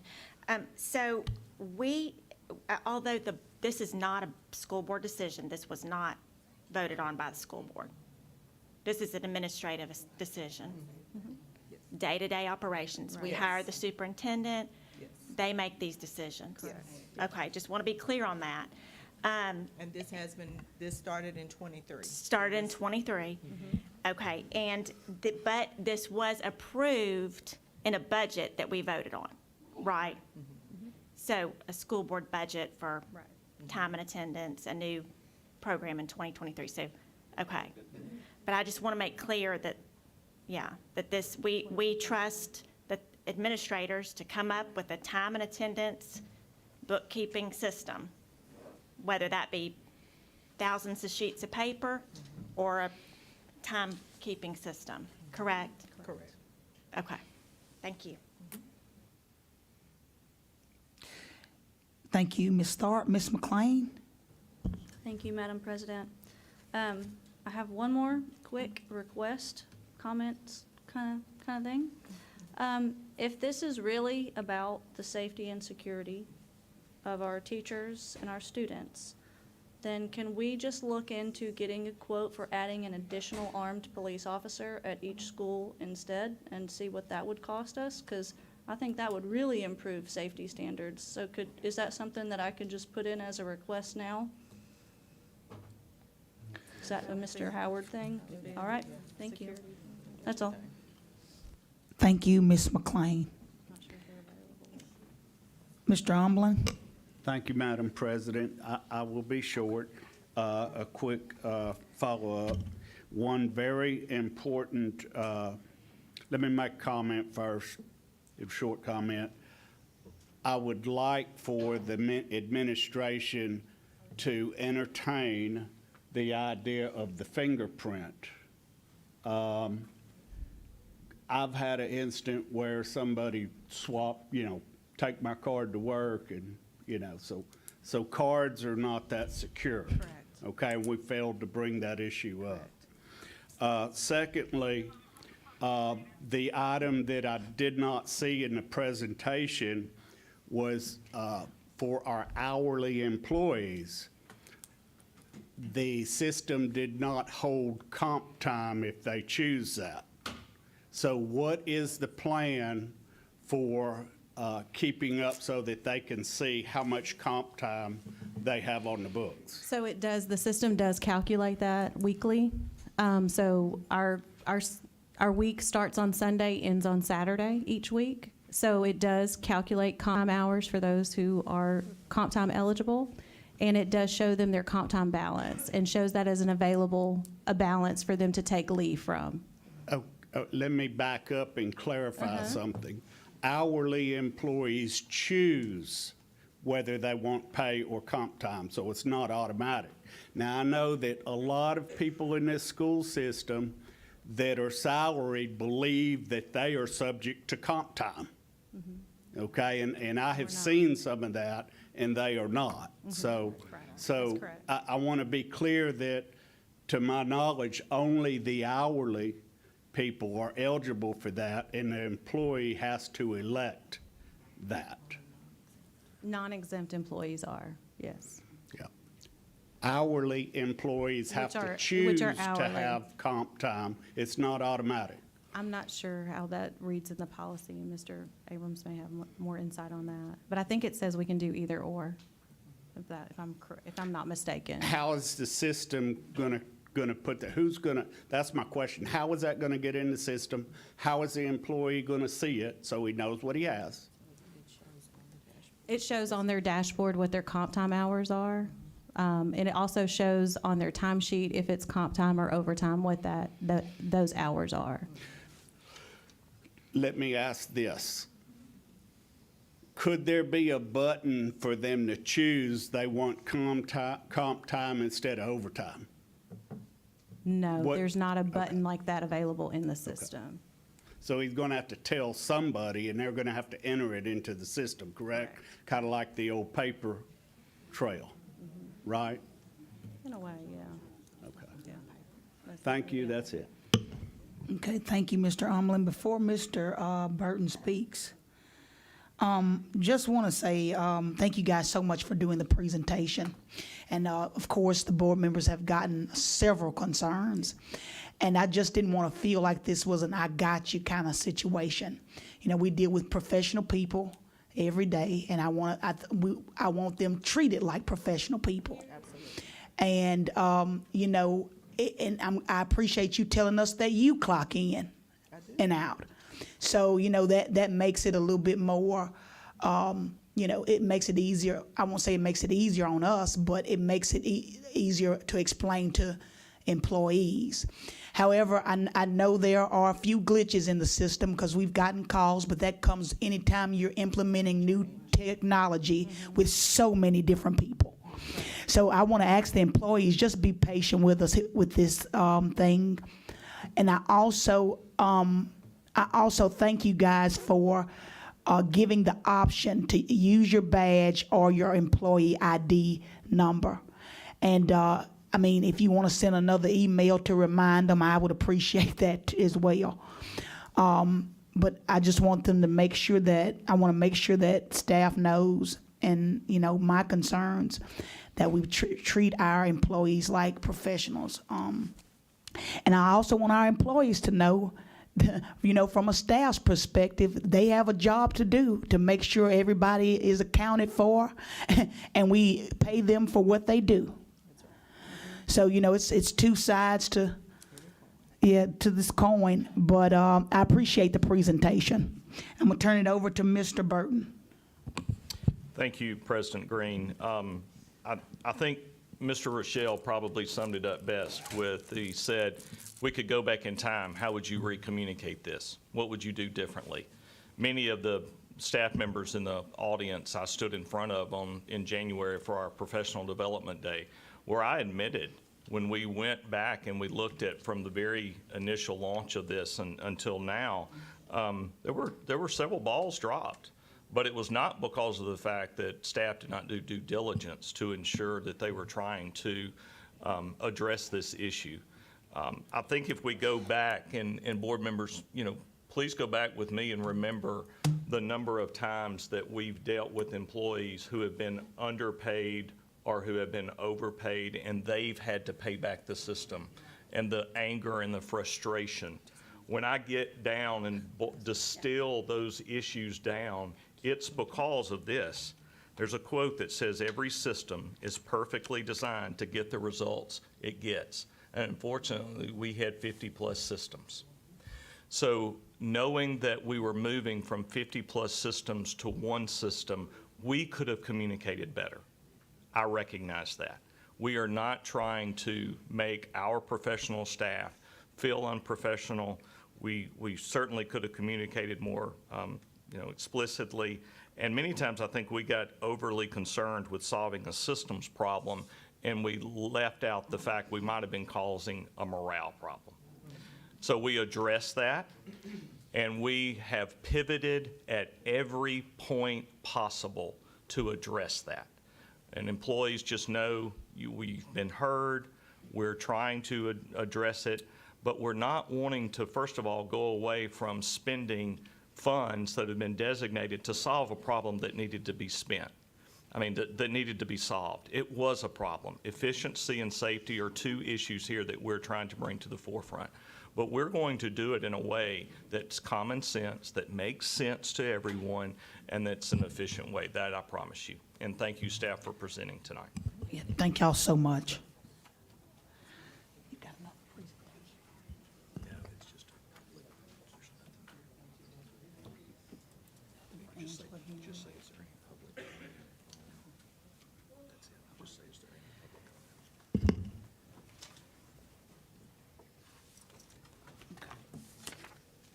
Okay, and we're going to move on to the agenda, 3.03, Caddo Early Childhood Community Networks Coordinated Funding Request for Public Comment.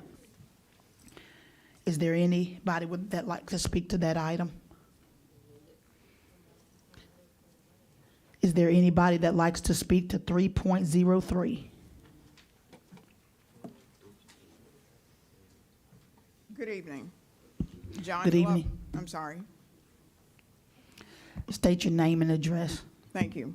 John Glover, 9100 Walker Road, apartment 217, Shreveport, Louisiana, 71118. I would ask, you may not do it, but give us an overview of what it is that you're asking us to appreciate or not. I have not heard this presentation, so how is it that I would know what you're presenting? Does that make sense? Thank you.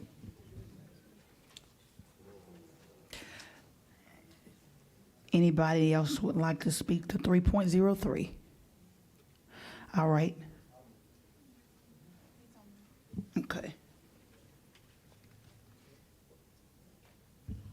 I will say, Ms. Glove, the person who just spoke is so right. There's no way I can know the proper questions to even have in my mind if I don't know what's being presented, and it's kind of hard to do that within a matter of 5 minutes. So I would ask, if we're going to receive these presentations, that they're provided to us at least at the time of the agenda being proposed, because I would like to read over this stuff and have the appropriate questions ready versus trying to come up here and read things and come up with questions. So, Mr. Superintendent, if we could please look at that in the future. Thank you so much, sir. Yeah. Thank you, Dr. Vinson. Okay, we're going to close that item, and we're going to open it up for visitors. I'll read.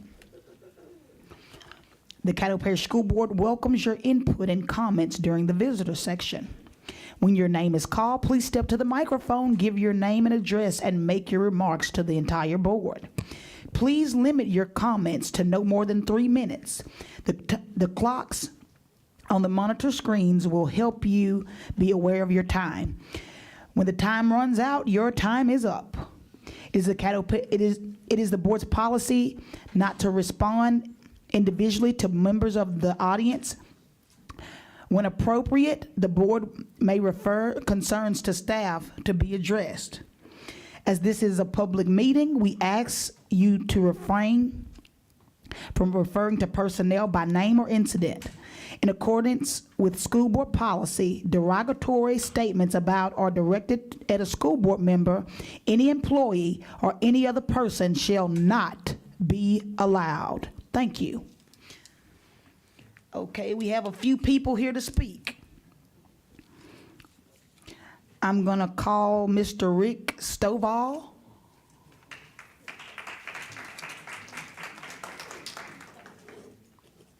Means I get to leave earlier than everyone, thank you. Hey, my name is Richard Stovall, Rick. I go by 2505 Barron Road, Keithville, Louisiana, 71047.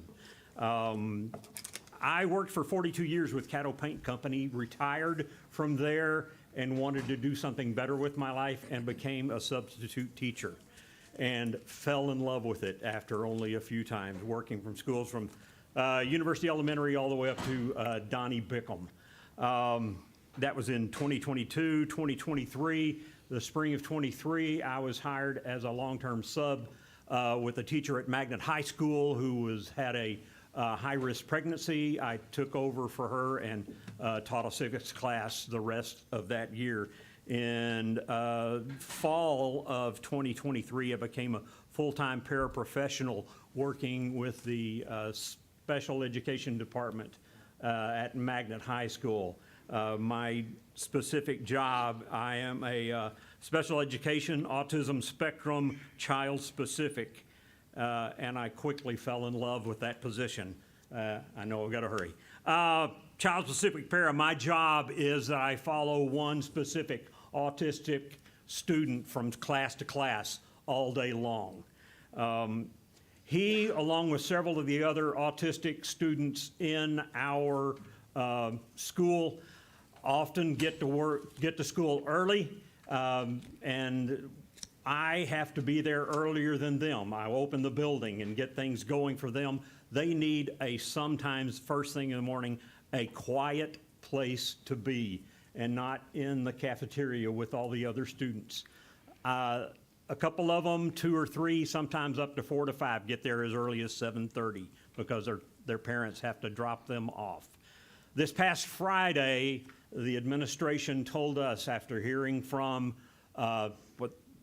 the office here, Caddo Schools, that I am no longer allowed to clock in early and have to, because I'm a para, less than a minute. I have to clock in at 7:55 as per my agreement contract. So my time is from 7:55 to 4 o'clock, which means I have to leave a building with autistic students, go down and clock in.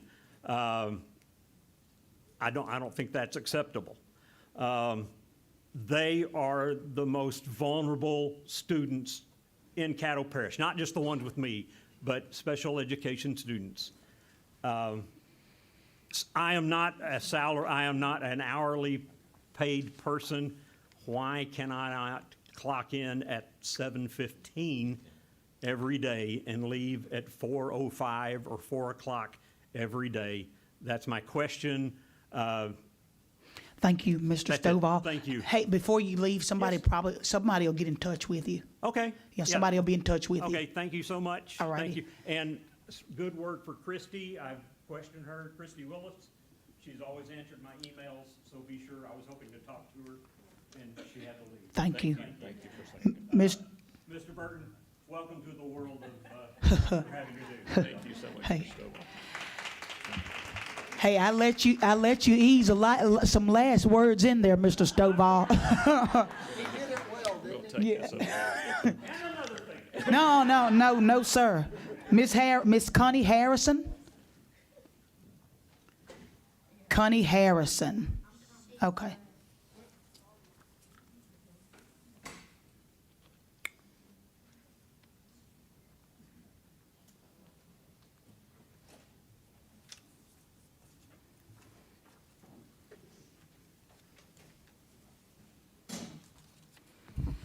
Good evening. My name is Connie Harrison, 2008 South Brookwood Drive, Shreveport, 71118.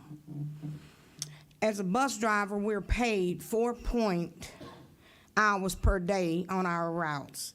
If our routes are shorter than 4.16 hours, are we going to be placed on sick leave for the rest of that time? When we take our buses in for needed repairs, breakdowns, inspections, do we have to clock in and out while we're at transportation? We've never been paid for this time in the past. Are we about to be paid for something that we've never done, that we've done for free? We have to go in for a drug screening, again, on our time. Are we now going to get paid for it? If we clock in and out on our buses, that bus breaks down, go get another bus and have to clock in on that bus, and that bus breaks down, then a third bus.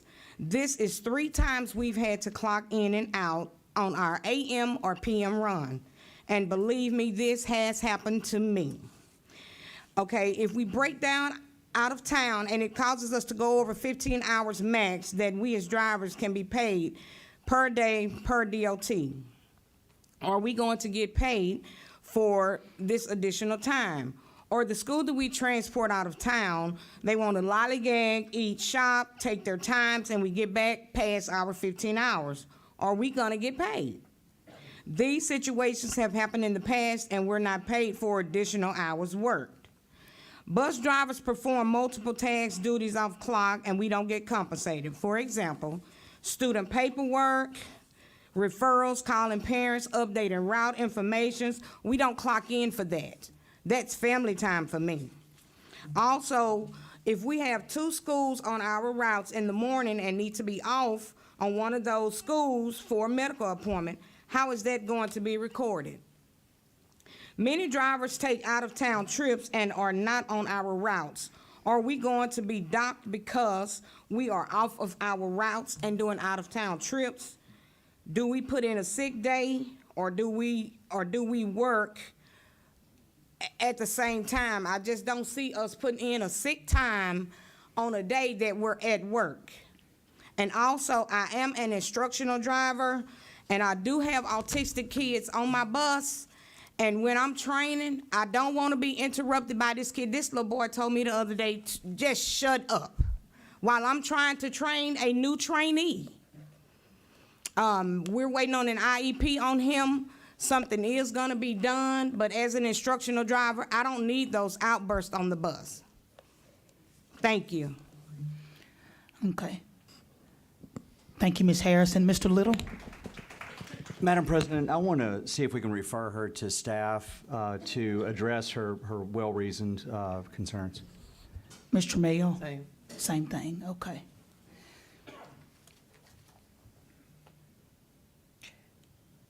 Thomas Cole.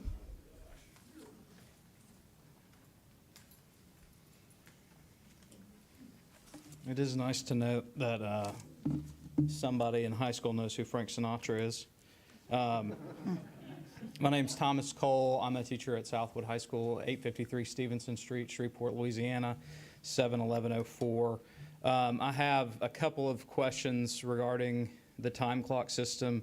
As stated in the presentation, the UKG system does not keep biometric data, and then it was stated later on in the same presentation after questions were being asked that it was encrypted and coded.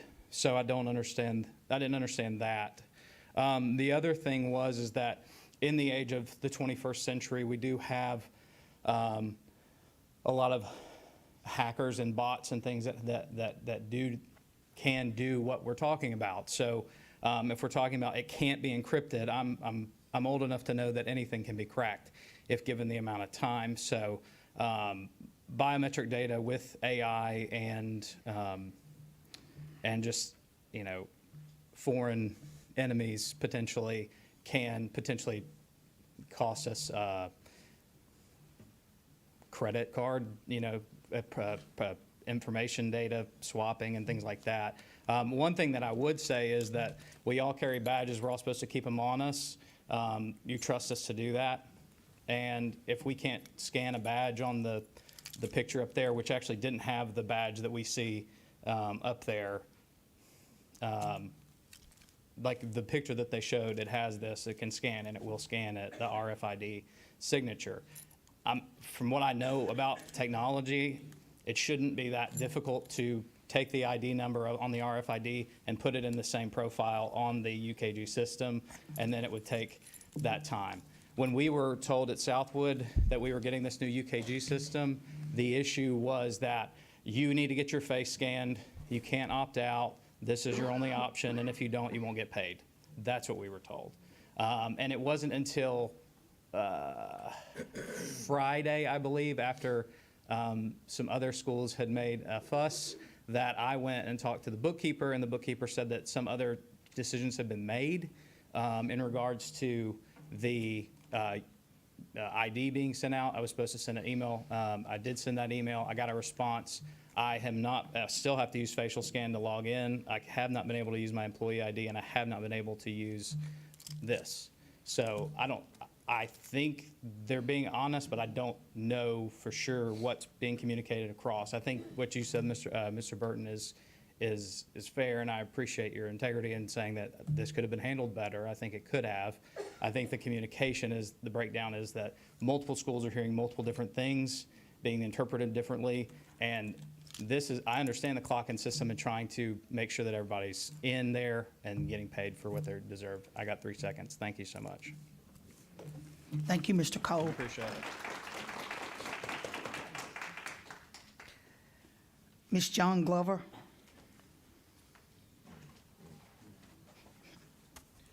I submitted two. Yes, ma'am, I have separate both of them, and one of them you will speak. to the visitor, and the other one is on an agenda item. Right, correct. Okay, when that time comes. And so which one are you fixing? I'm guessing you're gonna speak to the open enrollment. No, this time clock. The visitor. What are you gonna speak to now, Ms. Glover? I'm going to speak to the one I spoke to earlier today, the policy, thank you. Okay. Thank you. Go ahead, Ms. Glover. Okay, John Glover, 9100 Walker Road, Shreveport, Louisiana, apartment 217, 71118. Earlier today, I attended the Policy Review Committee where you all discussed file BCBI, CFBCAD, the request to remove requests for items to be placed on the agenda. You all, those who were of the Policy Review Committee, approved that this request would be on the February agenda. I still stand in opposition of what you all are doing. because I think the language that you all are deleting was clear. It gave a precise process that needed to be addressed in order for any citizen to request an opportunity to present a presentation. We do know what presentations are. We do know what makes up a presentation. I still stand ready to say that this, to me, is control. And though you may say that I get to speak to you during the visitor section, it does not equate to what this particular policy, that which you are removing, would afford if it were approved to have the opportunity to do a presentation as a citizen. We don't get to decide what you all decide. We do get and should have the opportunity, as noted in this particular piece of the policy that you all are intending to remove, it should stay. There should not be any need to go back and to create a new process where nothing's wrong with the one you have. And I stand by that. And though you may not appreciate me saying what I say, I'm a citizen.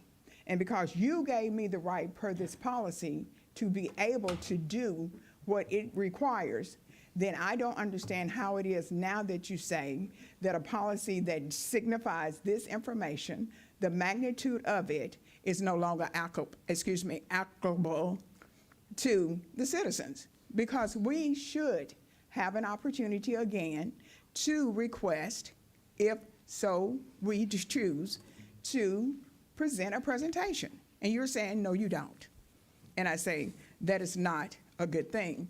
Now, I also heard in that setting where it was that the recommendation of the superintendent, he did not request that. Board member Tharp requested this from the original. Now we're playing games. We don't have time to play games. We got a lot of problems in Caddo Parish that needs to be addressed. And then to sit here and say, well, here's one we can utilize and we can do what we do to it. That's not fair. So I asked you all to go back and reread the language of that legislation and then decide truthfully, is it that you want to silence the voice of citizens, or what is it all about? Thank you. Thank you, Ms. Glover.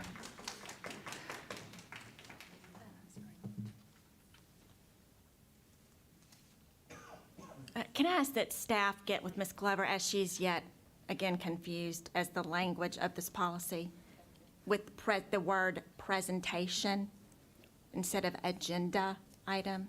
Okay. Thank you. Thank you.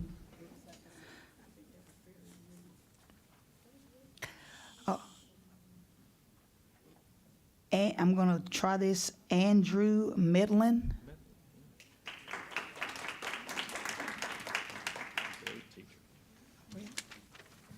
Hi, everybody. How are y'all? I'm Andrew Medlin, 574 North Marlboro Circle, Shreveport 71106.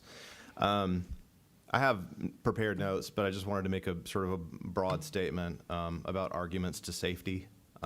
It's kind of an elephant in the room. I think anybody who has studied argumentation, it's very easy to make arguments to safety, and it's very easy to say, let's give all of the money that the world has to save one child's life, but if you can't show how it's happening, it's not really a good argument. And I think in the case of UKG, it's not a good argument, and it has been shown to employees and staff that this is helpful. So thank you again so much for hearing our comments today. It really is kind of you to make time. In my school, I have always felt cared for and deeply respected by my administration and peers. We follow a pure and simple pursuit, which is educating kids. It's a beautiful and elegant aim, and at Caddo Magnet, we honor and respect that process, and we treat the classroom as sacrosanct. It's a place for students to share all kinds of ideas and grow into the people they're going to be. Our administration trusts our teachers, and our teachers trust our students. And what results from that is a culture of learning and respect. But these last couple of months have not quite felt the same, and I expect this is true across Caddo Parish. I hope it's become clear that what is going on with this UKG situation is more than mere whining and belly aching on the part of Caddo Parish's teachers and employees. Over the last month, many of us have been embroiled in what's sadly become an ugly fight. It's distracted us from our day-to-day lessons, our day-to-day sort of classroom lives. It's sapped morale on campus. Our administration is spending hours every day dealing with UKG timesheets because the district has not allowed editing access to our assistant principals, or hadn't for the last, 3 days, something like that. And the chorus I keep hearing in discussions revolves around people feeling disrespected by the district and flummoxed by the inept workings of this system. Respect means that if we're going to hire people to serve our kids, we have to choose to believe that they have both these kids' best interests at heart and a love for the discipline that they teach. Respect means that once we've been given a job, we need to be trusted to do what we do. If a teacher is not doing that, if they're stealing time, as we've heard, we have mechanisms for handling that on the school level, and then if it's necessary, we can handle that on the district level. Y'all can. See the principal, please. Succinctly, that has nothing to do with me at Magna or my colleagues. So what the district has decided to do with its overreaching, patriarchal, and expensive attendance system portrays a lack of trust in our district's teachers. It inconveniences us for the sake of your convenience. It tramples the contracts and job descriptions that we understood to be our reality, and it reduces what should be the most important service job in the fabric of our society to that of a clock-in, clock-out, hourly wage-earning sinecure. I hope that you will recognize that we're healthier when we're treated with respect, the kind that shows itself in action, not just words and smiles. Thank you. Thank you, Mr. Mettler.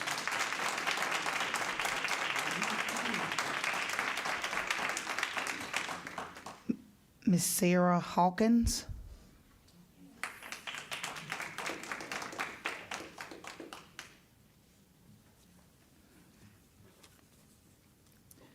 Good evening. My name is Sarah Hankins, I at 230 Leo Avenue, Shreveport, Louisiana, 71105, District 8. I graduated from Caddo Magnet High School in 2005 and came back to Caddo Parish in 2010, where I've been teaching for the last 15 years. I love the city, my school, Magnet High, the students, and my colleagues. Between attending as a student, coaching, and teaching, I've spent 19 years, over half my life, in that building. In December, when the new system was being rolled out for timekeeping with facial recognition, it was hard for me and many of my peers to accept. Although we're now being allowed to use ID numbers and badges, there are still two major issues. The first is that the cost of this technology feels excessive, while we have actual issues happening in our parish where money could have been more responsibly spent. Additionally, J-Campus, the system we already use to manage student attendance, is also equipped to manage teacher attendance. Our neighboring parish, DeSoto, uses J-Campus to manage teacher attendance. Our district's mission statement is Caddo Parish Public Schools is dedicated to preparing students for the future, developing the whole child academically and socially in collaboration with families and the community.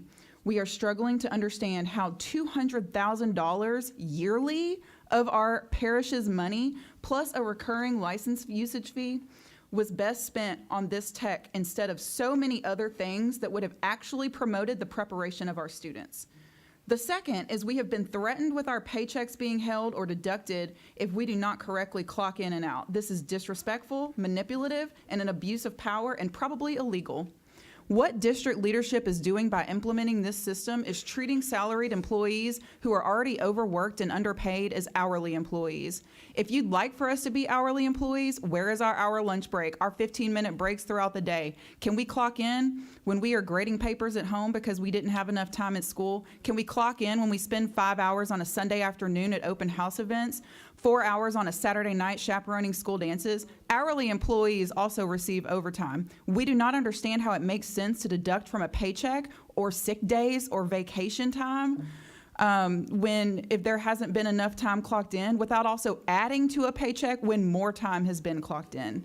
The chaotic rollout of this system has caused a lot of stress and confusion for teachers, administrators, and bookkeepers across the district. The disrespect I felt from district leadership has made me consider leaving a school, students, and colleagues I love. I do not want to leave Magnet High, but I also do not want to continue working for a district that shows with its words and actions they do not respect or trust their teachers. We've been told at Magnet we're the only school raising such a fuss, but we do talk to people at other schools and know that's untrue. We also know from world history, it is often when a few are willing to stand up for the majority that changes start to happen. Teachers continue to be treated this way because we let you, and we aren't going to let you anymore. Thank you.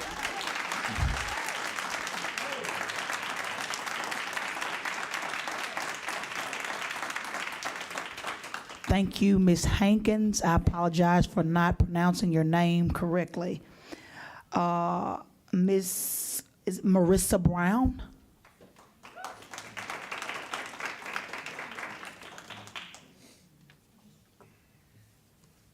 Good evening. I'm Marissa Brown, 1820 Audubon Place, Shreveport, Louisiana, 71105. I am a teacher at Magnet High School and a resident of District 8. I am grateful for this opportunity to represent teaching professionals in this district, and I appreciate you taking the time to hear these public comments. I did have a really lovely prepared speech, but I did make some notes as the presentation was happening. So the recent implementation of the UKG Ready timekeeping system, which is a third-party system, has raised several critical concerns for myself and my colleagues across the parish. The information provided during this rollout has been woefully inconsistent and often contradictory. The security agreement for UKG refers to an employer policy that doesn't yet exist. And the facial recognition exemptions were seemingly granted or denied arbitrarily, as that policy has also not yet been provided.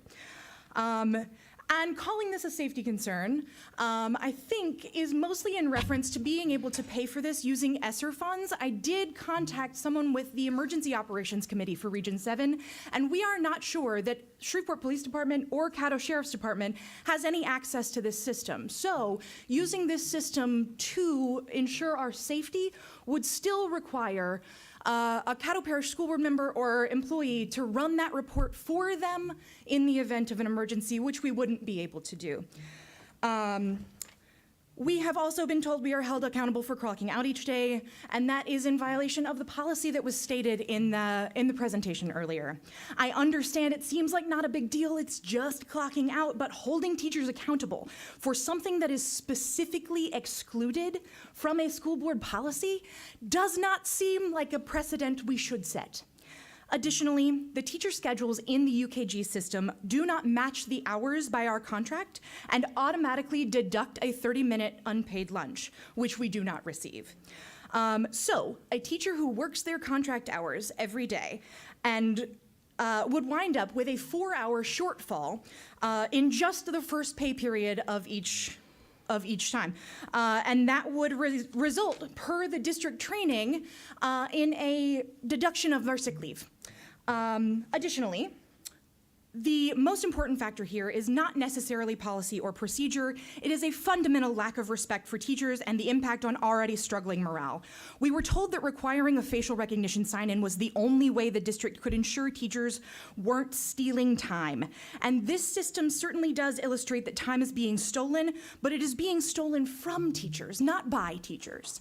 And because this is a data-driven profession, here's some data. There were 7 teacher workdays or 56 hours during the first pay period, and adjusting for that, I was clocked in for 70 hours. I love the time that I spend with my drama students, but I do not want to resent that time by being micromanaged in this fashion. I am out of time. Thank you. Thank you so much.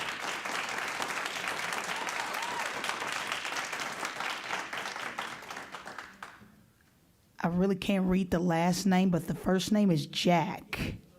McCune? Hold on just a second. That's it, sir. Mr. Little? Thank you, Ms. Green. If I could, I want to refer the madam to staff to address those, because it was very well articulated, very well itemized. So if I could refer her to the appropriate staff member to maybe collaborate on some solutions. Thank you. Yeah, and she's got a set of lungs on her too. Yeah. Oh, okay. I gotcha. Go ahead, Mr. Give me that last name again. McCune. Okay. McCune with a C. My name is Jack McCune. I live at the 100 block of Patton Avenue, Shreveport, 71105. I'd like to touch your thumbprint idea, but that's for a different time. I've got a caveat for that. Ms. Bell, I applaud you for your comment about teachers and students. They are the #1 priority. Every student has a hero inside. I need your name did he give his name and address? Okay, thank you. I apologize. Every student has a hero inside. Every one of them's a champion. I'm a winning baseball coach. I'm also have been a substitute teacher in this parish. There is one thing that's happened. I'm going to give you a number, 426.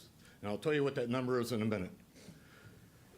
Children are an open book. You can do anything with them.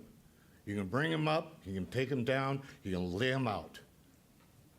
As educators, as family, as parents, our responsibility is to lift them up and make them the champions that they have inside of them. Now I'll tell you about the 426.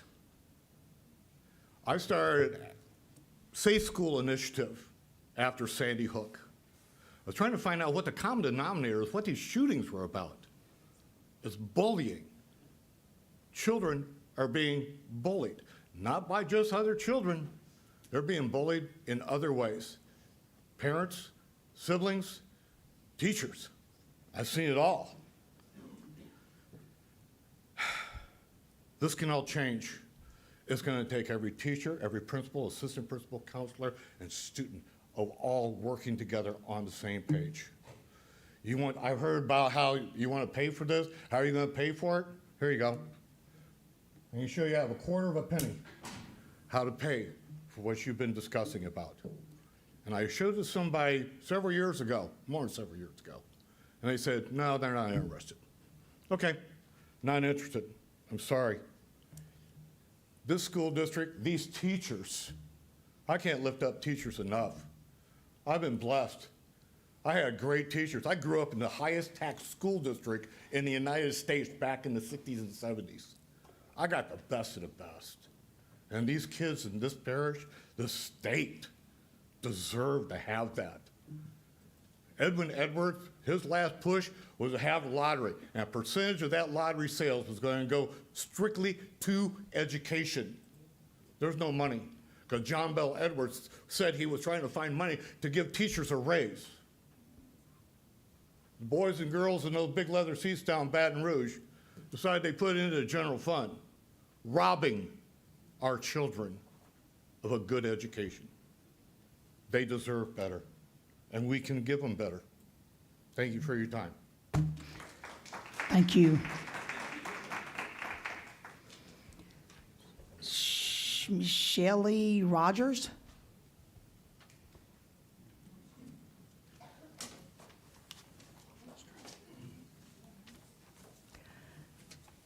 Shelley Rogers, 9592 Melhees Boulevard, Shreveport, Louisiana, 71106. I am with the Transportation Department as a bus driver. I do not feel that this system is going to accurately account for the bus driver time.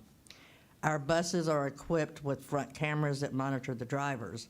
They see who is driving that bus. This is our clock in and out system. The driver could have a sign-in sheet for the attendant to sign each week. The driver would be responsible for recording their actual hours, with the attendant signing in and daily and turning it into the Transportation Weekly. Buses also have GPS to monitor where we are located. We also have had the Samsara system. What happened to that system?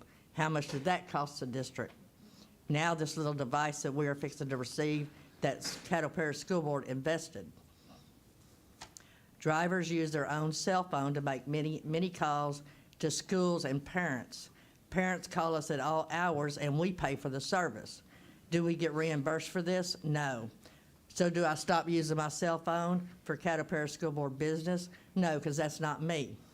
But it may become me due to financial status if something is not done to stop harming and start helping the employees of Caddo Parish School Board. Every bus driver goes above and beyond their duties to get the job done. We put in many unpaid hours because that is what we do because we love our jobs, but we don't get compensated for it. We are being micromanaged, demoralized, and unappreciated to the lowest level. Personally, if I clock in and out on every aspect of business I conduct for Caddo Parish School Board, I would, at this point, have no financial worries about my future. It's high time that Caddo Parish School Board started recognizing the importance of their staff and what we bring to the table. We do not want or need this system. It's going to cause our department and its employees a lot of unnecessary paperwork and frustrating in trying to track down our pay. It will accomplish absolutely nothing within the Transportation Department. Thank you. Thank you, Ms. Rogers.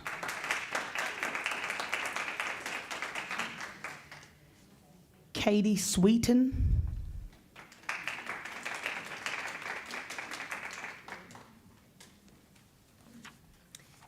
My name is Katie Sweeten. My address is 9618 Gardier Drive, Shreveport, Louisiana, 71115. Good evening. I want to express my sincere appreciation to the board for your time and attention. Your active engagement demonstrates a strong commitment to our schools. I have lived in Caddo Parish for 32 years, and this is the first time I have ever felt compelled enough to attend a school board meeting. I hope that fact alone speaks to the severity of this critical juncture. It's a Tuesday, it's close to dinner time, I have girls at home, it's freezing outside, and despite all of that, we are all present at this meeting tonight. Because I am an eternal optimist, I think that speaks volumes for our shared dedication to this district's success. My hope is that everyone in this room shares a common goal to provide the best possible education for every child in this district. However, recent policies, procedures, and expenditures have created obstacles for educators like myself to effectively educate students. I have many opinions on this topic. However, since I am limited to only 3 minutes, I would like to address just a few recent hurdles teachers have encouraged because declining morale against professional educators could and likely will result in professional educators leaving public school classrooms.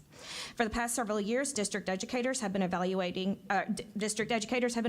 according to the TAP standards, which include 26 indicators.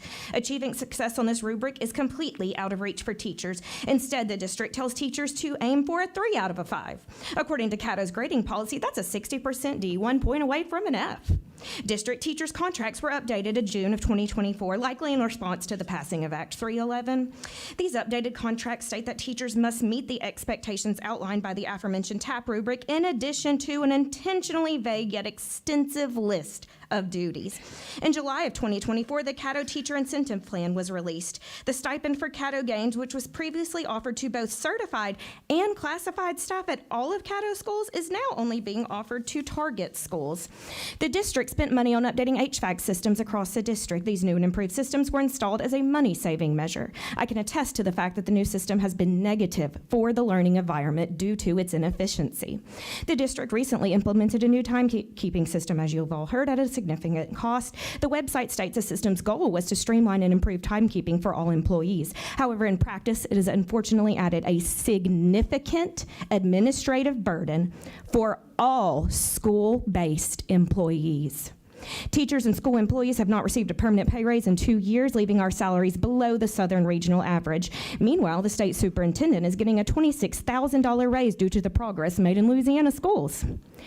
I was raised in Caddo Parish. I attended public schools in Caddo Parish from kindergarten through 12th grade. I found great success upon graduation from a Caddo Parish public school, Northwood High School, like Lily.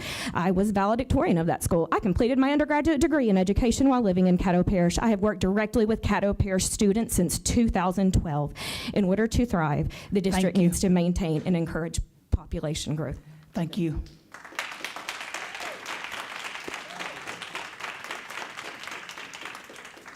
Carl McDonald.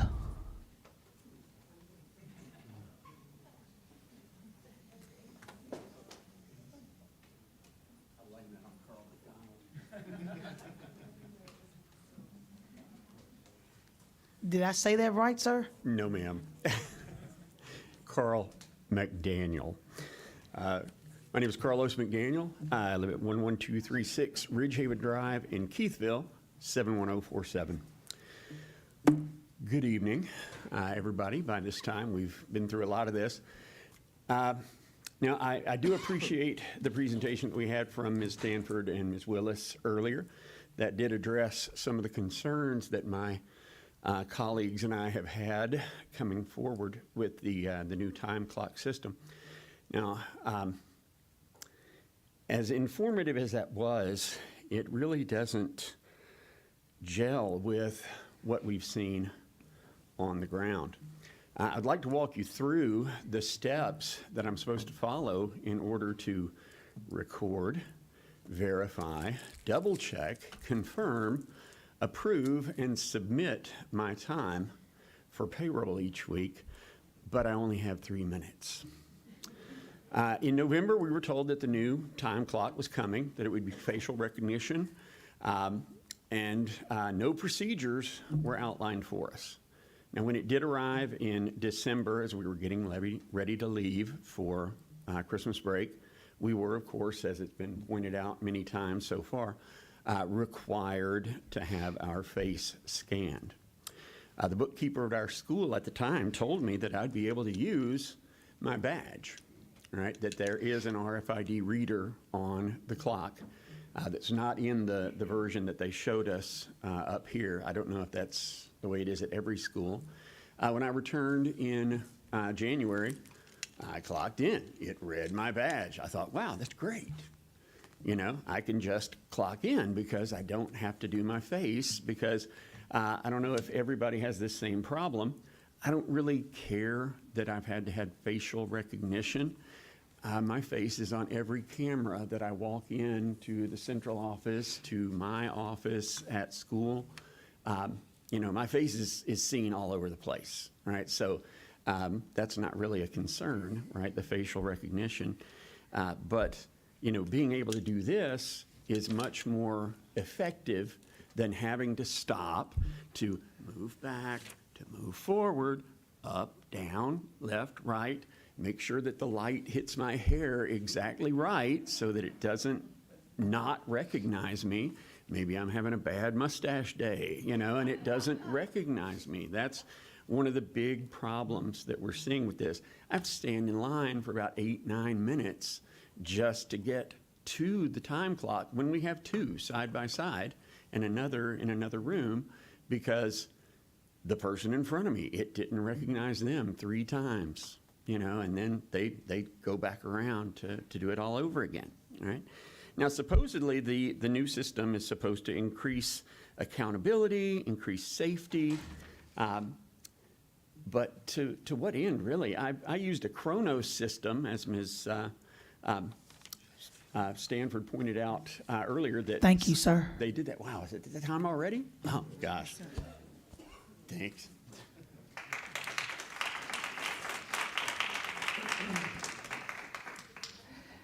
Ms. Jordan Thomas.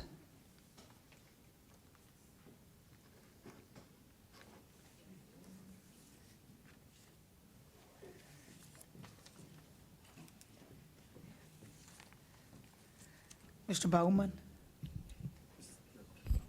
It's fine. It's real quick. So this is, I just had a question earlier that kind of pertained to the person before. You can't ask it this minute. No. Okay. It's just that earlier on this is more of a time and attendance or security? I mean, which one is it? It's more time and attendance, correct? You can't do that now. Okay. All right. Just making sure. Thank you, Mr. Bowman.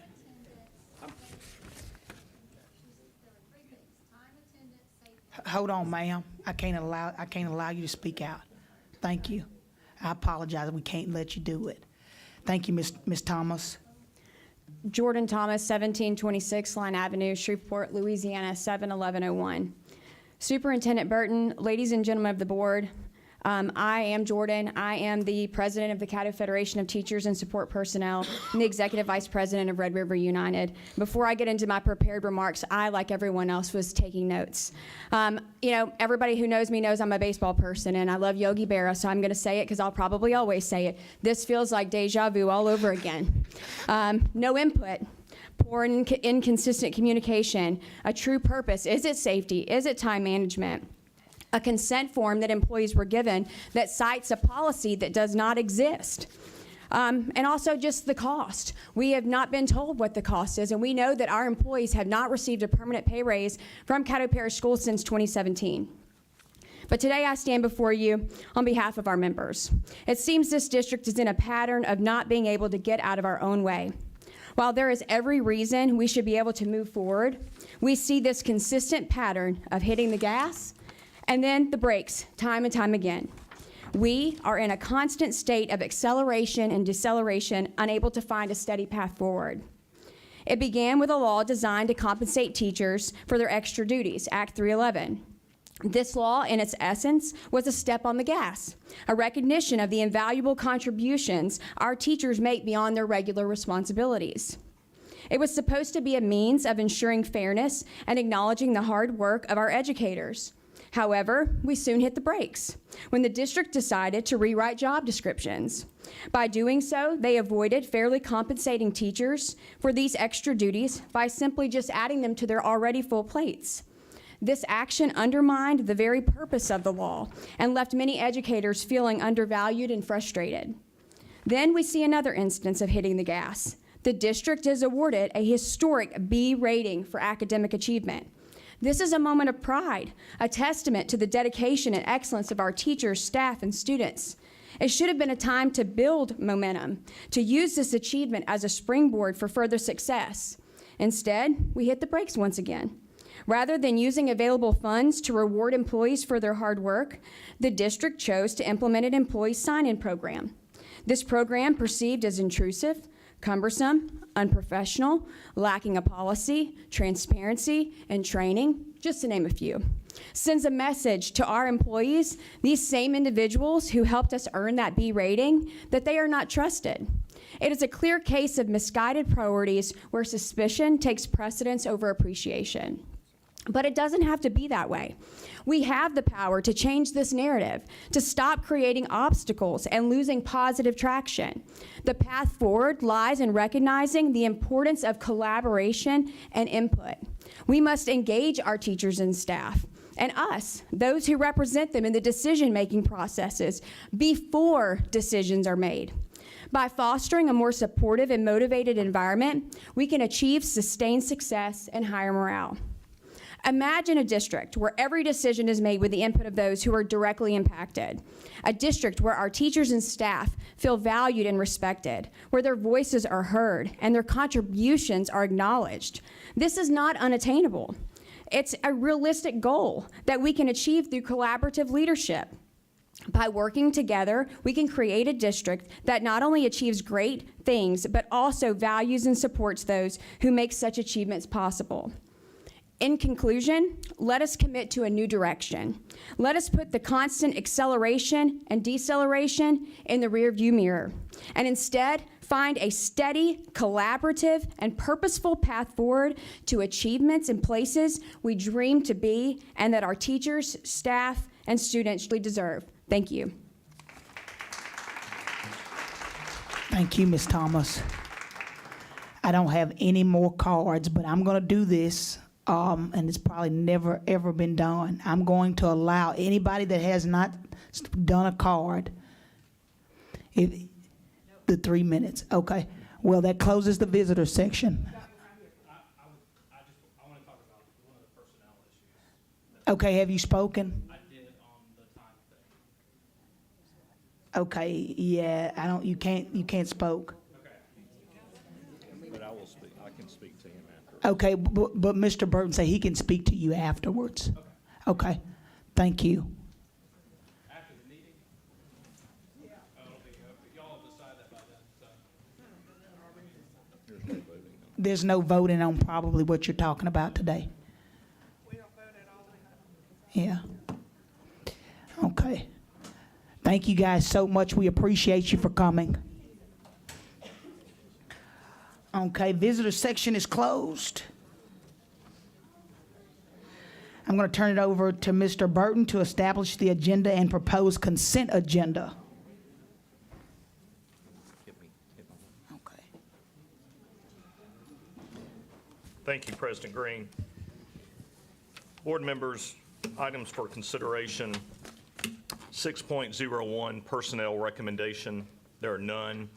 6.02 personnel leave, certified and classified, that is on consent.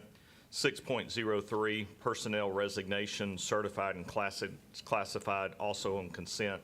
6.04 administrative contract renewals, there are none. 7.01 capital project bids, there are 7 bids. 7.02 purchasing bid, there are none. 8.01 property and bus rentals.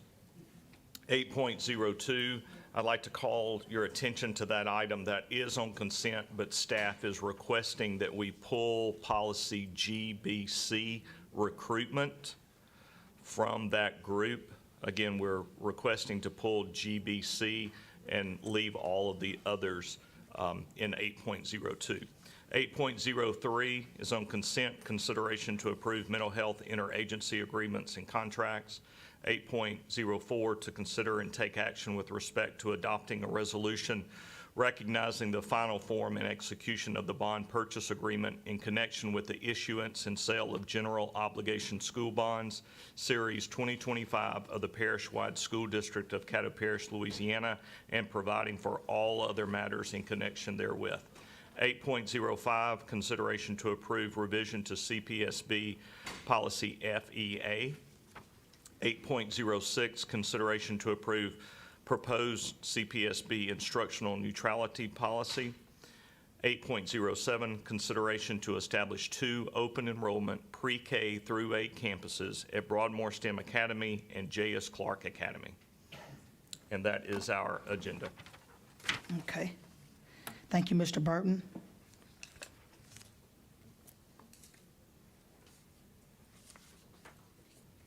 Okay. So, Madam President? yes. I have a point of order or point of clarification. Once an item is,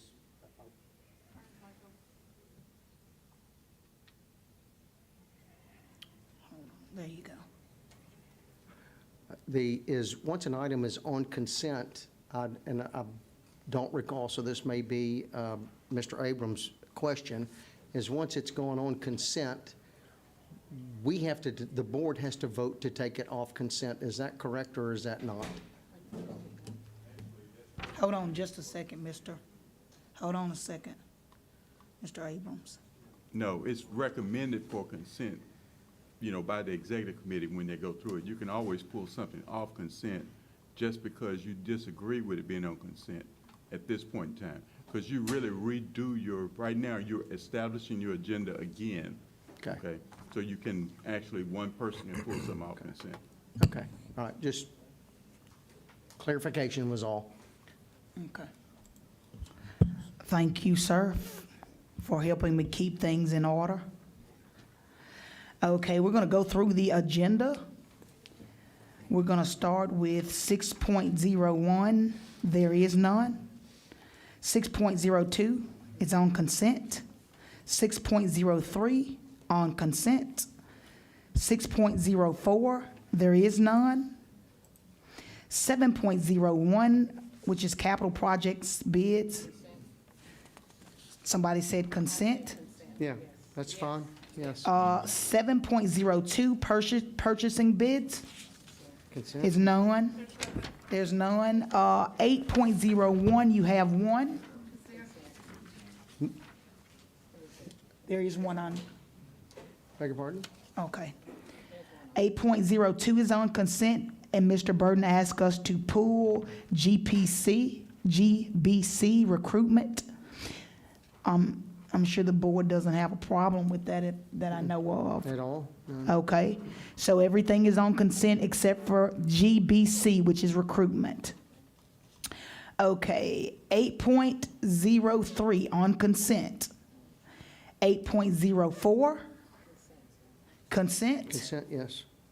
Okay, so it won't be on consent. There is a question. 8.05. Consent. There's a question on 8.05. 8.06, consent. 8.07, consent. Okay. And there is a member of the audience that would like to speak. Okay, so we have nothing on 6.01. 6.02 is on consent. 6.03 is on consent. There's nothing on 6.04. 7.01 is on consent. 7.02, there is none. 8.01 is on consent. 8.02 is on consent without the GBC recruitment policy. 8.03 is on consent. 8.04 is not on consent. 8.05 not on consent. 8.06 on consent, and 8.07 is not on consent. I'll entertain a motion. Okay. Ms. Yates. Move to establish the agenda and the proposed consent agenda for the January 21, 2025 Caddo Parish School Board meeting. Mr. Rochelle. Second. Okay, thank you. It's been moved and seconded. Please, let's vote.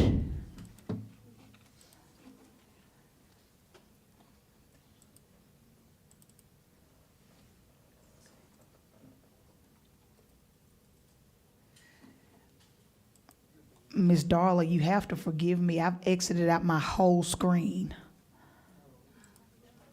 Let's see. I think I'm getting back in now. All right. You can show the vote.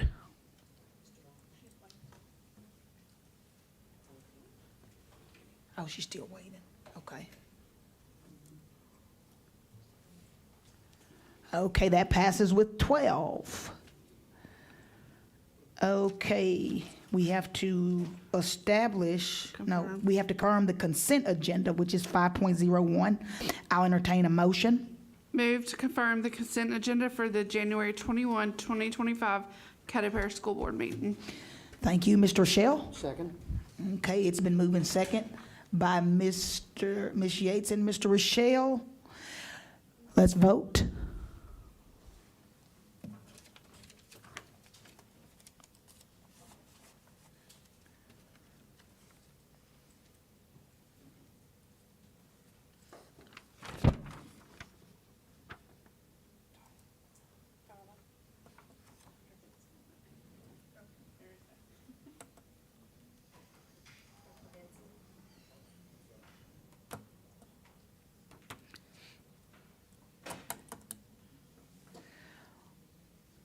You can show the vote. If everyone has voted.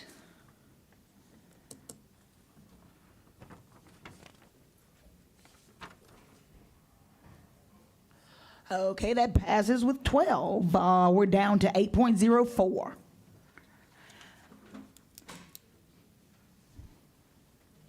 Ms. Bell? Hold on just a second. All right, Ms. Bell. Move to adopt the resolution recognizing the final forms and execution of the bond purchase agreement in connection with the issuing of sales of general obligation school bonds, Series 2025 of the Parish-wide School District of Caddo Parish, Louisiana, providing for other matters in connection therewith as recommended by staff and submitted in the electronic mail-out. Ms. McLean. Second. Okay, it's been moved by Ms. Bell, seconded by Ms. McLean. Is there any discussion? I see Ms. Trammell on the. No discussion. Okay, no discussion.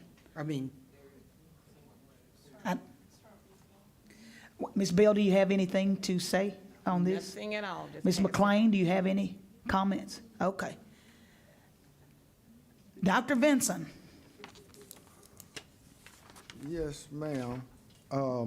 Definitely, we're on, okay, wanted to make sure we don't want you to travel this far without a question. I'm going back to my same question to someone in reference to, is this our last round? And interest rates were a little different. Do we want to wait because of the great wave that just happened, whereby interest rates may go down? I'm hearing that from the feds, and I'm watching CSNBC a lot more now. And so I'm curious as why we didn't move when interest rates were so low, say 4 years ago. Same question I've asked you before. And do we need to pause at some point because interest rates may change? I'm going to let Mr. Howard speak before he turns it over to you. Yeah, and to your question, we have to space these out, number one, because all the work, if we were to go out for all the HVAC work in 1 year, we don't have the vendors in the city to be able to do it. Number two, we have to space out the debt service payments to be able to pay the bills with the 5 mills that we collect in the debt service millage for property taxes. we do have Lucius McGee here, who's with Argent Trust. He's our municipal advisor, and then Mike Busada is here with Butler Snow. He's our co-bond counsel, and I'll let Mr. McGee speak, or Mr. Busada if they want to speak on the most recent sale. It was very, we felt it was good for us. We felt like we got a lot more interest because of the recent change in our bond rate. It wasn't a change in our bond rating, but they did increases from A+ with a stable outlook to A+ with a positive outlook, which is a big deal in the bond world. And I'll let Lucius speak to that. Real quick, because with the debt service, I know it's about $9 million per year, if I remember from months ago. What would that change if we went out and did it differently? You know, it would go from $9 million to what?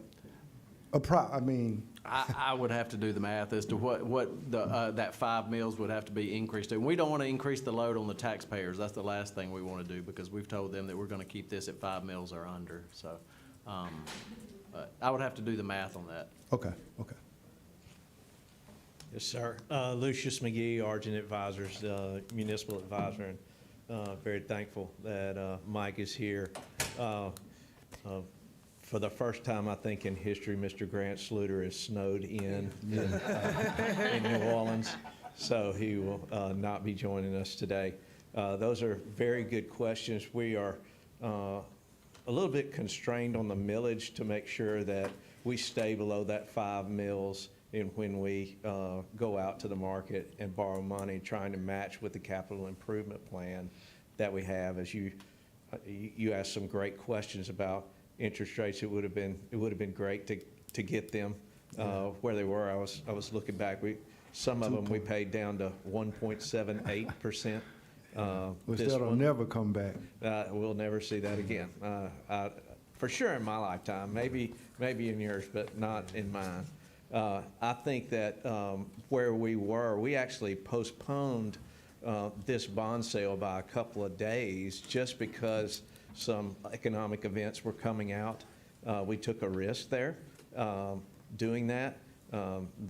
We had some pretty good intelligence on that, and the interest rates, the economic numbers that came out were favorable to the economy, and interest rates dropped, and we were able to get a little bit better rate. You had, as your underwriters, Cruz and Associates was the lead underwriter, and Raymond James supported them on this one, and they did a fabulous job getting all the bonds sold. So I just said 4.24% is what we're paying on these bonds. And I think Mr. Busada might want to speak to the resolution. This resolution is the same resolution that you had for the preliminary. It just has all the numbers filled in. I can confirm on the millage that it will remain the same, and we are looking to try to speed up some of this bond sales if we believe the interest rates will be positive and beneficial to the school district and to the taxpayer. Yes, sir. Mike? Thank you so much. By the way, when this is over, I'm going to do my Dean Martin to compliment Frank Sinatra to end the meeting. I know everybody's looking forward to that. Hey. In terms of today, the resolution is when you first voted, you approved the parameters of this sale, what we were going to sell these bonds within certain parameters. This is, now that we have the numbers here, this is for you to confirm that we did meet those parameters, that everything fell within those parameters.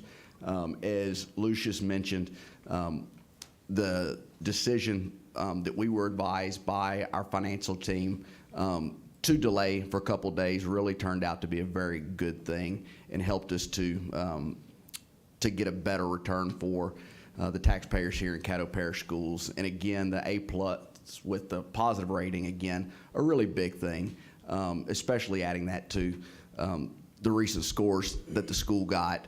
There's a lot of positive things happening, and all of those things are always taken into account. Right. Okay, last question, 1A and 1B.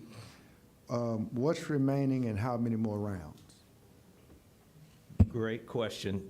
We have 2 more rounds to finish this. Both of those are going to be around $10,650,000. And that will complete the bond sales that we have for this bond election. And so that can be done next year. They can be done later, but that'll be something that we will work out with administration to make sure that we're being prudent in the way that we're doing that. And just to reiterate what Mr. Busada said, what is happening with the school district and where you have come in the last 4 years, 5 years with your financial statements is incredible. So you guys have done very well. The credit score, the rating that we get is really big to get. If we continue doing, I'm sorry, if you guys continue doing what you're doing in the prudent way that you are managing the public's money, we're probably going to get a higher rating from our rating agency, which means lower interest rates that we'll have to pay for that, and which is great for the taxpayer and it's great for everybody here. One other thing, we talk about the 2 more rounds, and this is just for information. I would be not being a good advisor if I didn't give you this information. I just finished up 2 years chairing the National Association of Bond Lawyers Government Affairs Committee. This coming year, Congress will take up major tax legislation. One of the things that is being discussed is whether or not the exemption on municipal bonds will continue. It's one of many things. And so what that means is if that doesn't continue, then the interest rates that you will have to pay to go out to the bond market will increase, which will increase the tax burden. I'm not saying right, wrong, or indifferent. I'm not making a political statement. I'm just telling you that is something that is being discussed. We just got a list of things today. And so I would just encourage you to look into that, to read into that, educate yourselves about that and the impacts that it may have, and you know, make sure that you're aware of, you know, of all sides of that and what could happen. Okay, so I take that as we'll work with it. You all will work with administration to see if we need to go ahead and go out now. If we delay, we'll pay more, potentially. That's correct, all within the parameters of that 5 mills. We don't want to For sure. have to assess more than that. Yeah, Yes, sir. taxes. So taxes Kinda are goes being without increased, saying. kind of, sort of. We better not say that, it's the wrong time. That's right. I thought they were supposed to be, anyway, thank you, man. That didn't get many laughs, so, all right, thank you so much. You get where I'm going. Thank you, Yes, sir. Thank you, Dr. Vincent, and also thank you guys for coming. You kind of gave me some relief with you telling us that we've tried our best to make sure we do what's right with the public's money to increase our bond. So I appreciate that. Thank you so much. Okay, I think we're ready for, or if there's no more, we're ready for a vote. Let's go. Say that again, please. Yes, I'm ready for the vote.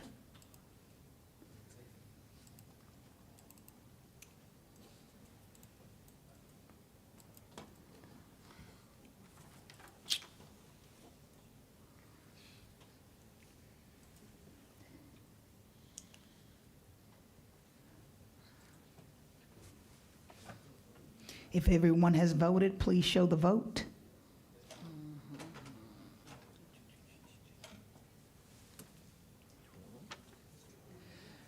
That receives 12 votes. We're down to 8.05.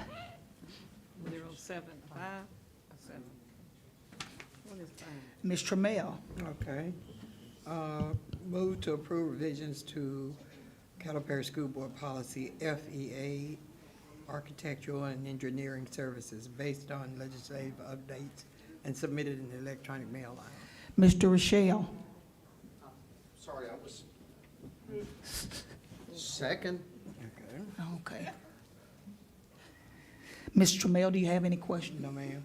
Mr. Rochelle, do you have anything? No, ma'am, thank you. Okay, we're down to Dr. Vinson.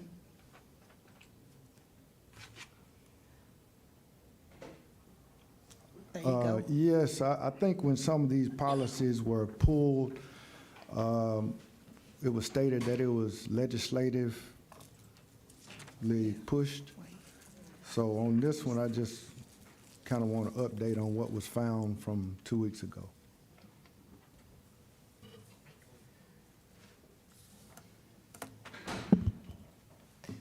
I apologize. Say that again, Dr. Yes, Vinson. Yes, ma'am. When these, all our policies initially were all clumped in one agenda item, but we removed some items because it was stated that it was due to legislative requirement. Mr. Abrams? The reason why it was pulled was because it read, if you look at the policy now the way it's written, it has school board. Originally had superintendent in it, which is the only difference in the policy and what the statute said. And so I changed it and put school board because it seems inconsistent. Everything else said school board versus superintendent, which to me it made more sense for it to say school board, and that's why I changed it to that. That was the question and concern back then.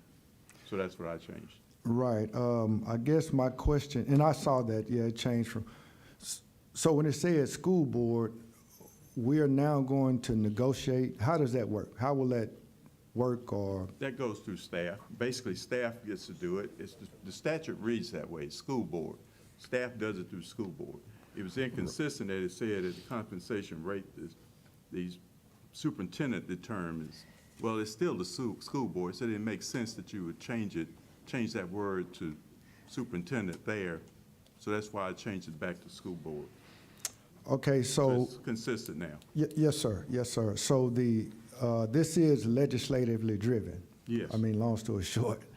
And so is the state going away from, because those fees are already set? Is that right? Well, no, you actually negotiate a contract for A&E through professional. So it's not a bid. This actually is one that you can go out professional services. So it does not have to be bid.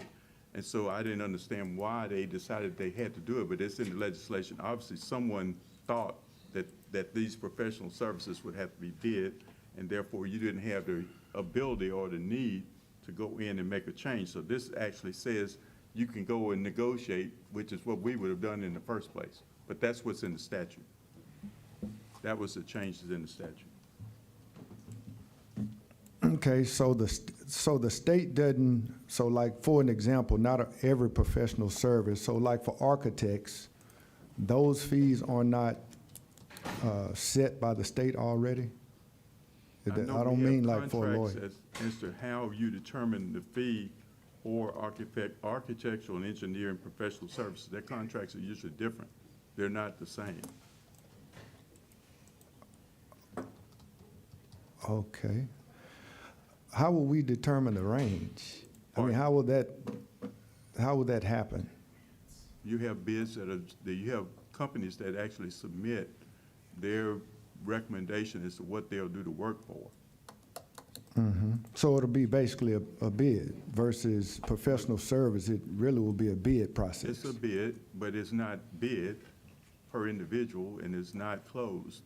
Okay, we have architects that actually do certain types of work for the school system, that some may do air conditioning, some that don't do others, but you have those that do take out hazardous materials. And so we have different ones that do that. So they actually come in and tell you what they're going to do to work for, and we make a decision as whether we want to use that particular architect or engineer. Yeah, I want this stake waiting on me, so and I don't want to hold this up. This is pretty much pushed by the state, and I'm gonna be quiet once you say yes again. Yes. Well, thank you, sir. Okay, thank you, Dr. Vinson. Thank you, Attorney Abrams. There's nobody on the agenda to speak, so we'll go ahead and take a vote.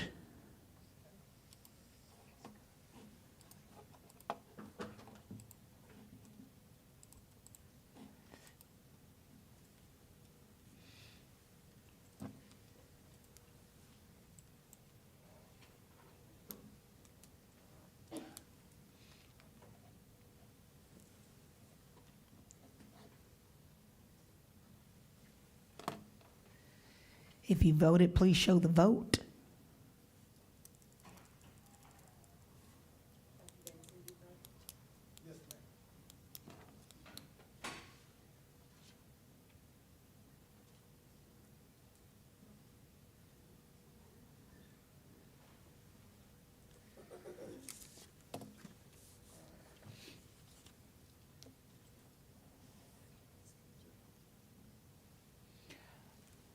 Okay.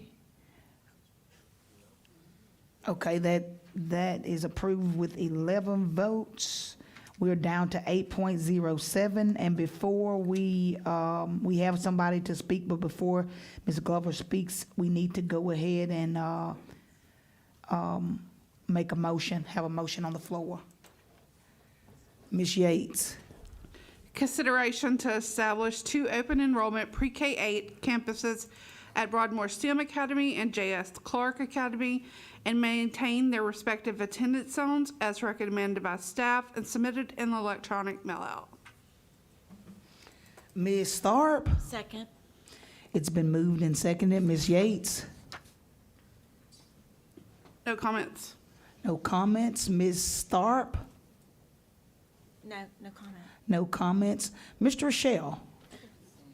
You know, I believe this is a perfect. Wait, before you speak, go ahead and let Ms. Glover. Oh, okay. Ms. Glover, Yeah. you're up. I apologize. John Glover, 9100 Walker Road, apartment 217, Shreveport, Louisiana, 71118. Having attended all of the learning and listening and learning tours and hearing about the academies that are indeed being anticipated and seemingly about to be approved for the 2025-2026 school year, I had my apprehensions, and I still have my apprehensions. I do understand the need to try to address these failing schools, what we're going to do, but I don't know that academies is the direction to go. Pre-K to 8th grade campuses, career technical trade, pre-K to the 8th grade. What are we doing, indoctrinating kids to a career technical trade? I don't get it. And I didn't get it, and I mentioned this time before, and I have mentioned it even when the superintendent gave his first 100 days in his role. Now, I definitely want there to be some true resources brought forth to address the failing schools that we have. And I know that Dr. Brumley was here just last week, waiting to see what that's going to bring about. But I need to understand, and maybe he wasn't here, but he did talk to the superintendent, so he said he was. I need to understand specifically, what are you doing? You said we're going to recruit kids from other schools to come to J.S. Clark because you said that the Broadmoor site would not bring any more children aboard. My question still stands. Those children left our public school system for a reason. Their parents decided that. So what have we done differently aside from creating a career technical trade school program for kindergarten, pre-K to 8th grades? I just need to know, beyond a shadow of a doubt, we're not indoctrinating our children, and we're not trapping them into a setting that's going to keep them bound in always the conversation of poverty, always the conversation of their environment needing more mental health agencies. I need to know what we're doing, and I need to know specifics of what we're doing, because I cannot appreciate, again, watching school closures, schools being merged with other failing schools, and now we're going to create academies to do something and not yet address the issues at hand.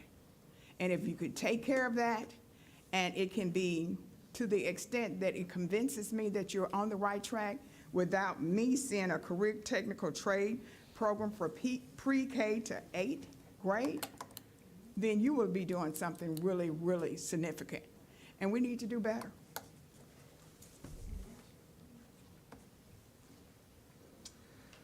Thank you, Ms. Glover. Dr. Vinson. Nope. Oh, I apologize. It goes to Mr., wait. Here go. Go ahead with your point of order.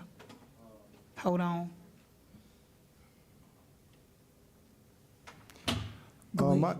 Yes, Madam President. I had spoken to, and I guess he's keyed it up now, but in reference to this agenda item, it did not go through the executive committee meeting, and so I'm wondering, should we even be?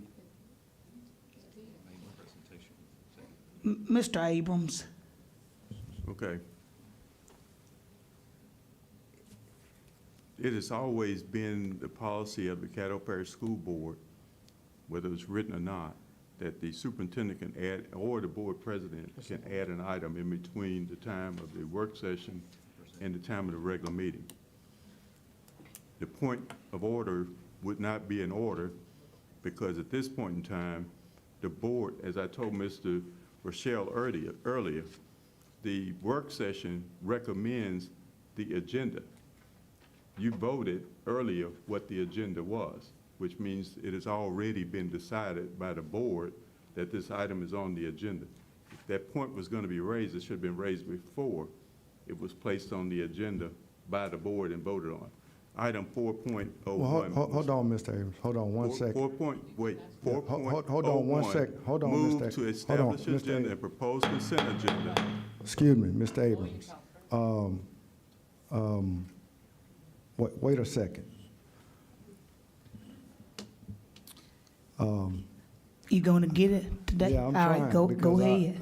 I brought this issue up well before the agenda was set. What I'm saying is, no matter what we do, we should not violate our policies. So I'm asking you to address, should something be put on the agenda if it has not gone through the executive committee meeting? The answer is yes. I've already have told you that happens all the time. You have items that come up that the superintendent has been given the authority to be able to do that. Now, it's not written in policy, but it has always been done.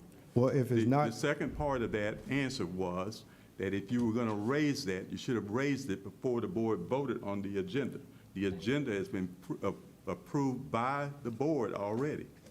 It's out of order for you to ask now that it should not be on the agenda. It should have been, point of order should have been raised at the time of 4.01 where the board established the agenda and proposed consent agenda.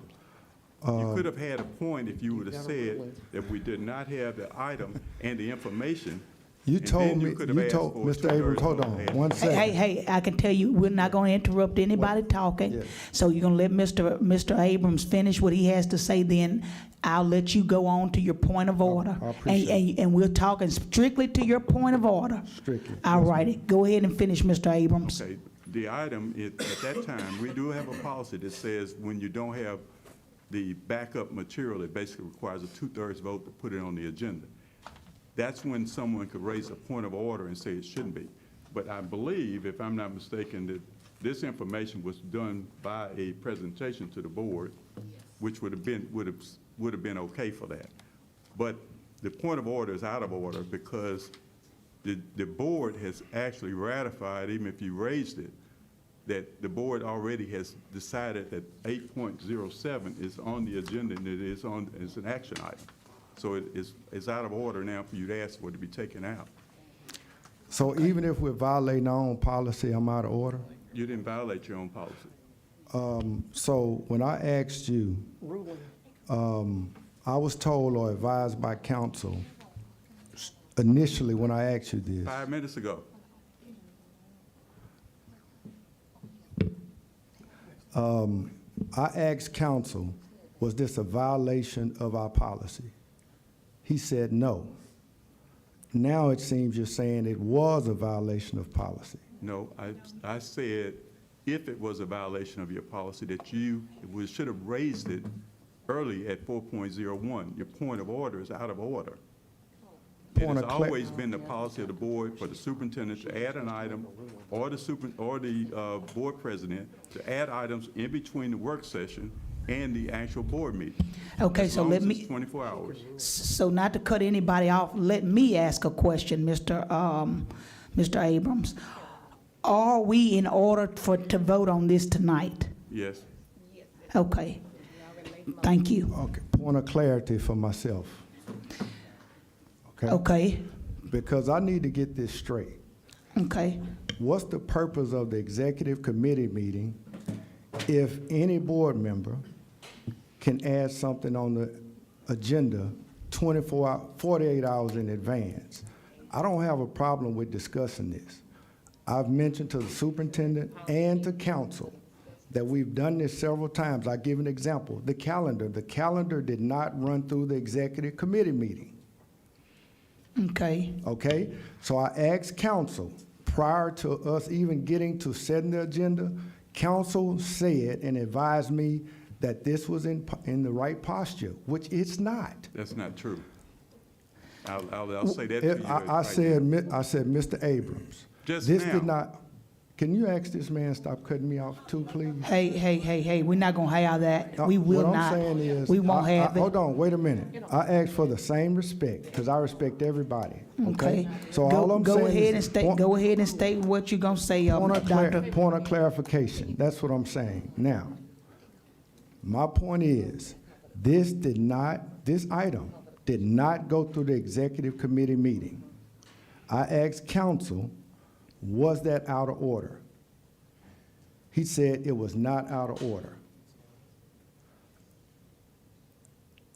According to policy, what I'm reading, policy BCBD, if items do not go through the executive committee meeting, excluding items, general law presentations and reports not requiring action of the school board in the form of motions, with the exception of superintendent's report, shall be postponed and set for presentation at the school board meeting at the next executive committee meeting. Okay, Now, I'm just trying to get clarity, I that's all. understand. So I believe, Go ahead, yes, ma'am. I believe, Mr. Burton, you gave a presentation on this. Very in-depth presentation.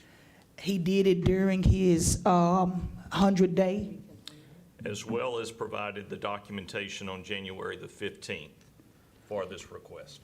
Okay, so let me advise Dr. Vinson, we kind of just had this conversation earlier about what the superintendent can put on the agenda, what the president can put on the agenda. In such a big way, I might agree with you about it going through executive, but he's the superintendent, he put it on, he's given a presentation, and he's now put it on the agenda for us to vote on. Now this is my thing. I think since it's before us now, we need, this is now the time for questioning if we have any questions for the Broadmoor STEM Academy and J.S. Clark Academy. I want to make sure that if we have any questions for that, let's go ahead with that. Well, I still have a point of clarity, because a presentation does not mean something goes through. The executive committee has to vote on it, not just listen to it. That's two different things in my estimation. Okay, so I'm going to turn it back to the attorney. As I said earlier, if a point of order was being raised on this particular item that it didn't go through the executive committee, it should have been done before 4.01 was established the agenda. This board has established the agenda and added 8.07 to that. At that time, you could have stated that you didn't believe it went through the executive committee, which could have been discussed as to whether or not Mr. Burton had presented that information to you beforehand, and could have asked for a 2/3 vote to add it. That's what the policy does, and we have never done it, but that's what the policy says. But since it was not done, it's waived. That decision is waived. The board has made its decision as to what is on the agenda. Okay, I'm gonna say this and I'm gonna move on. Because I want to get this on record also. I asked our legal attorney about this, our legal counsel, prior to the establishment of the agenda. Today? Today? Tell the truth. Hey, point of order. I'm sorry. Now you got me saying the wrong thing. Look, go ahead and say what you're going to say on the record, and we're going to move on, Dr. Vinson. Yeah, well, there was last week, today, it was prior to the agenda being confirmed. Okay. I would think we deal with this month after month. I even pointed out to him the exact policy, and I asked him to go review it prior to the agenda being presented or confirmed. So that's very, very important. I'm relying on him to look at these policies, most especially when we point them out. Understood. Okay, so I would hope that will also be recognized and accepted. Again, I'm just trying to get clarity. If we're out of line, we should just accept, hey, we're out of line. Understood. Thank you. I want a personal privilege to clarify what he just stated. There is no personal privilege, Mr. Abrams. You are not on this board. Hey. Thank you, Dr. Vincent. Go. Mr. Vincent did not ask me about this agenda item at all, this agenda item prior to today. This particular agenda, 8.07, was not discussed. I've discussed with you that policy as to how it works and how you have to raise a point of order in order for that to go. But that is not what happened today or any time in between when Okay. Mr. Burton put this item on the agenda. Thank you. I'm stopping the discussion. I'm going. No, you can't just yell that out. I cannot let you do that. Now we go by a system here, and if you want to speak, request to speak. Can you turn my, And so, Mr. Rochelle is on because he was, just need my microphone turned back? all righty. Okay. Go ahead, Mr. Rochelle. Man, my air kind of got let out of my balloon. I just wanted to say a great big thanks for what the staff has put together. We have a proven track record with K through 8 and keeping the consistency with our children, with the parents, with the guardians, and everybody that are taking their children to one school, and the relationships that are being built in that time frame of how the advantages are. So, Mr. Burton, is there anything else that you want to add? It was an incredible presentation that you had. I believe everybody enjoyed it, but is there anything else you'd like to add to this at this point in time? I just want to tell y'all thank y'all because y'all put in a great deal of effort, what I believe is going to be a very great, successful program. Thank you, sir, but staff is still very supportive of every aspect of this, and we've not added any component. Okay, well, I was just talking about if you had any other comments or at all. I'm excited and looking forward to it. Okay, Thank you, Madam President.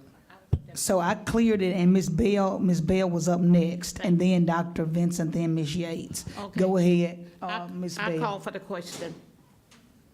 Okay. It's been called, actually, now listen to this.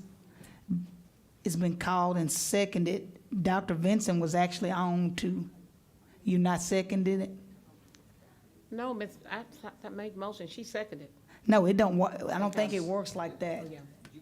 I call for the question. She, I did too. so let me ask you this. Okay. It said. It's been called and seconded. That's right. Okay. Ready for the vote. Call for the question. Jessica did.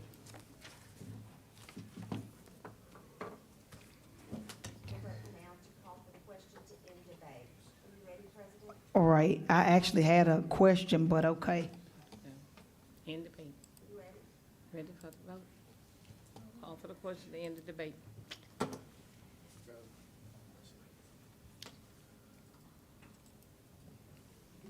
Oh, ready for the vote. Yes. Let's see what they're gonna come out. The motion on the floor is call for the question to end debate on 8.07. If everybody has voted, please show the vote. Okay. Everybody had voted. Who hadn't voted? Point of order. Okay.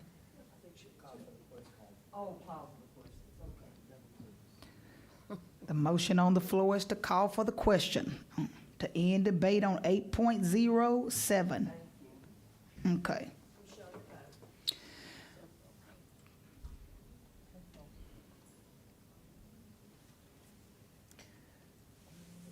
That passes with 9 votes. Let's vote. Now, let's vote. Okay. You need the motion again? So we're on the original motion, which is 8.07. Yes. And I actually have Dr. Vincent on too. Okay, so we have 8.07 on the floor, To vote? Ready to vote? the original motion. Right. Ready to vote? Okay, let's vote. It's almost 8 o'clock. Y'all need a good meeting. Good meeting. 8 o'clock. Your baby sleep by now, huh? 8 o'clock at night.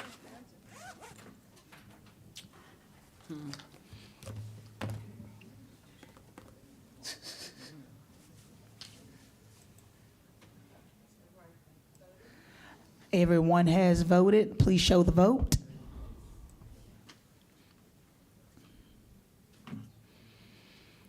Passes with 10.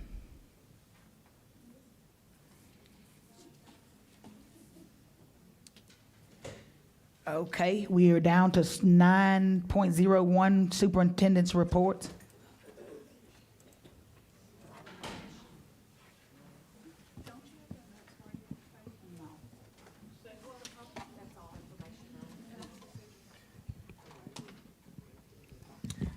President Green, there's nothing in superintendent's report. It's informational only. Okay, thank you. Unfinished business, new business, board members' announcements and requests.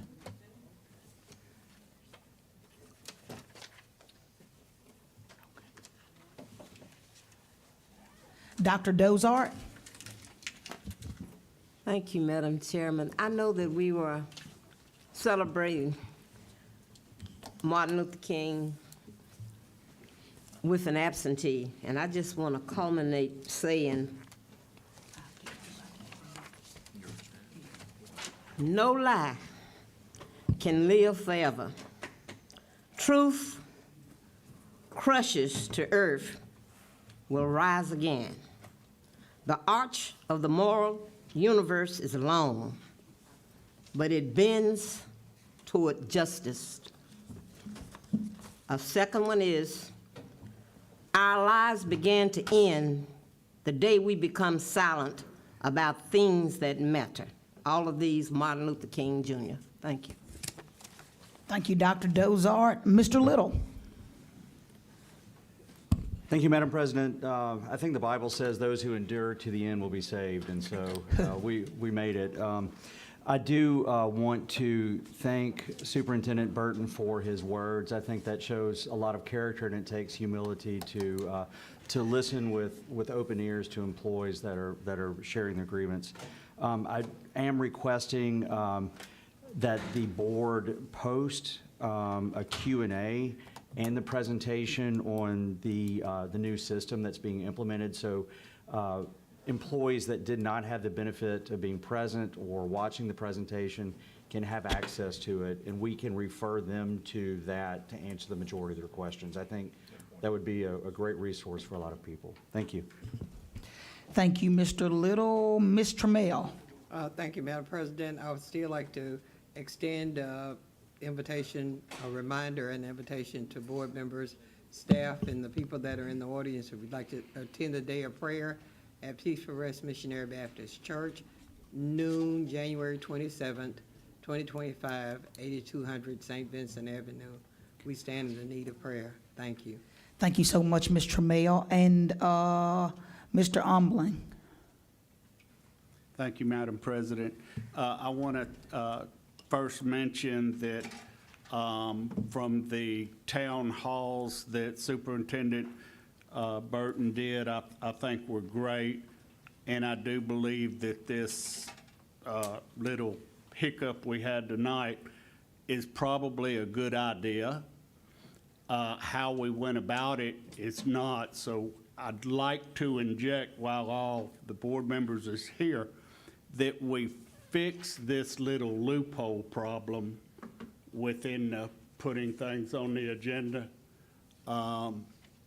It's a little embarrassing for me to see these kinds of arguments take place in a public meeting.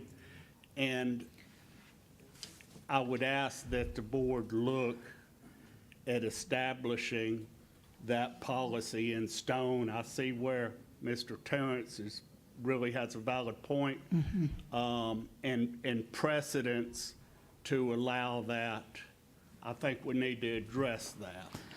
That's all. Yes, sir. Thank you, Mr. Umling. Mr. Mill, you back on? Oh, no. Ms. Bell? I'd like to say that in the policy committee meeting day, we could have discussed all of that was discussed. So next time we have policy committee, I'd like for that people come up and say what they did, because we did discuss that today. Thank you. And, okay, before we close, since there's nobody else, few things. We want to send a special, we want to pray for the family of Mr. Mark Milam, who passed away, who was a former school board representative. Yeah, he passed away. So keep his family in your prayers. Also, they had a graduation in Mr. Umling's district, North Caddo. And I didn't realize how far North Caddo was. And I ran out of gas on my way there. And thanks to Mr. Monero and Mr. Don Gibbs, they came and got me out of the country. Parts that I hardly knew where I was, but thank you guys so much, and congratulations to the people over at North Caddo.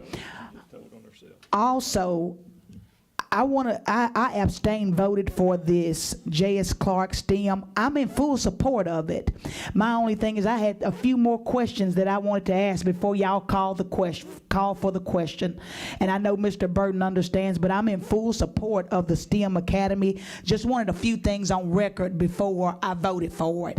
And I was not allowed to do that because of, we had the Dr. Vinson, the attorney, and they're going back and forth, and we want to keep that to a minimum. And I wasn't able to ask my questions, but I'm in full support of this. Any concerns that I have, I know to address to Mr. Burton. If there's nothing else, I'll take a motion to adjourn. Okay, Mr. Little. Forgive me, I was remiss for not thanking Darla for making an incredible meal. Oh, God, Miss Darla, thank you. Two times in a row. She's treating us like family. Yes, indeed. She said that possum was mighty good. No, hey, I'm teasing. Hey, Ms. Trammell. Move to adjourn. Is there a second? Mr. Rochelle? Second. All righty, it's been moved to adjourn, moved in second. Please vote. Yeah. Lord, I gotta find the key. Girl, yeah, you don't know what time it is. You think?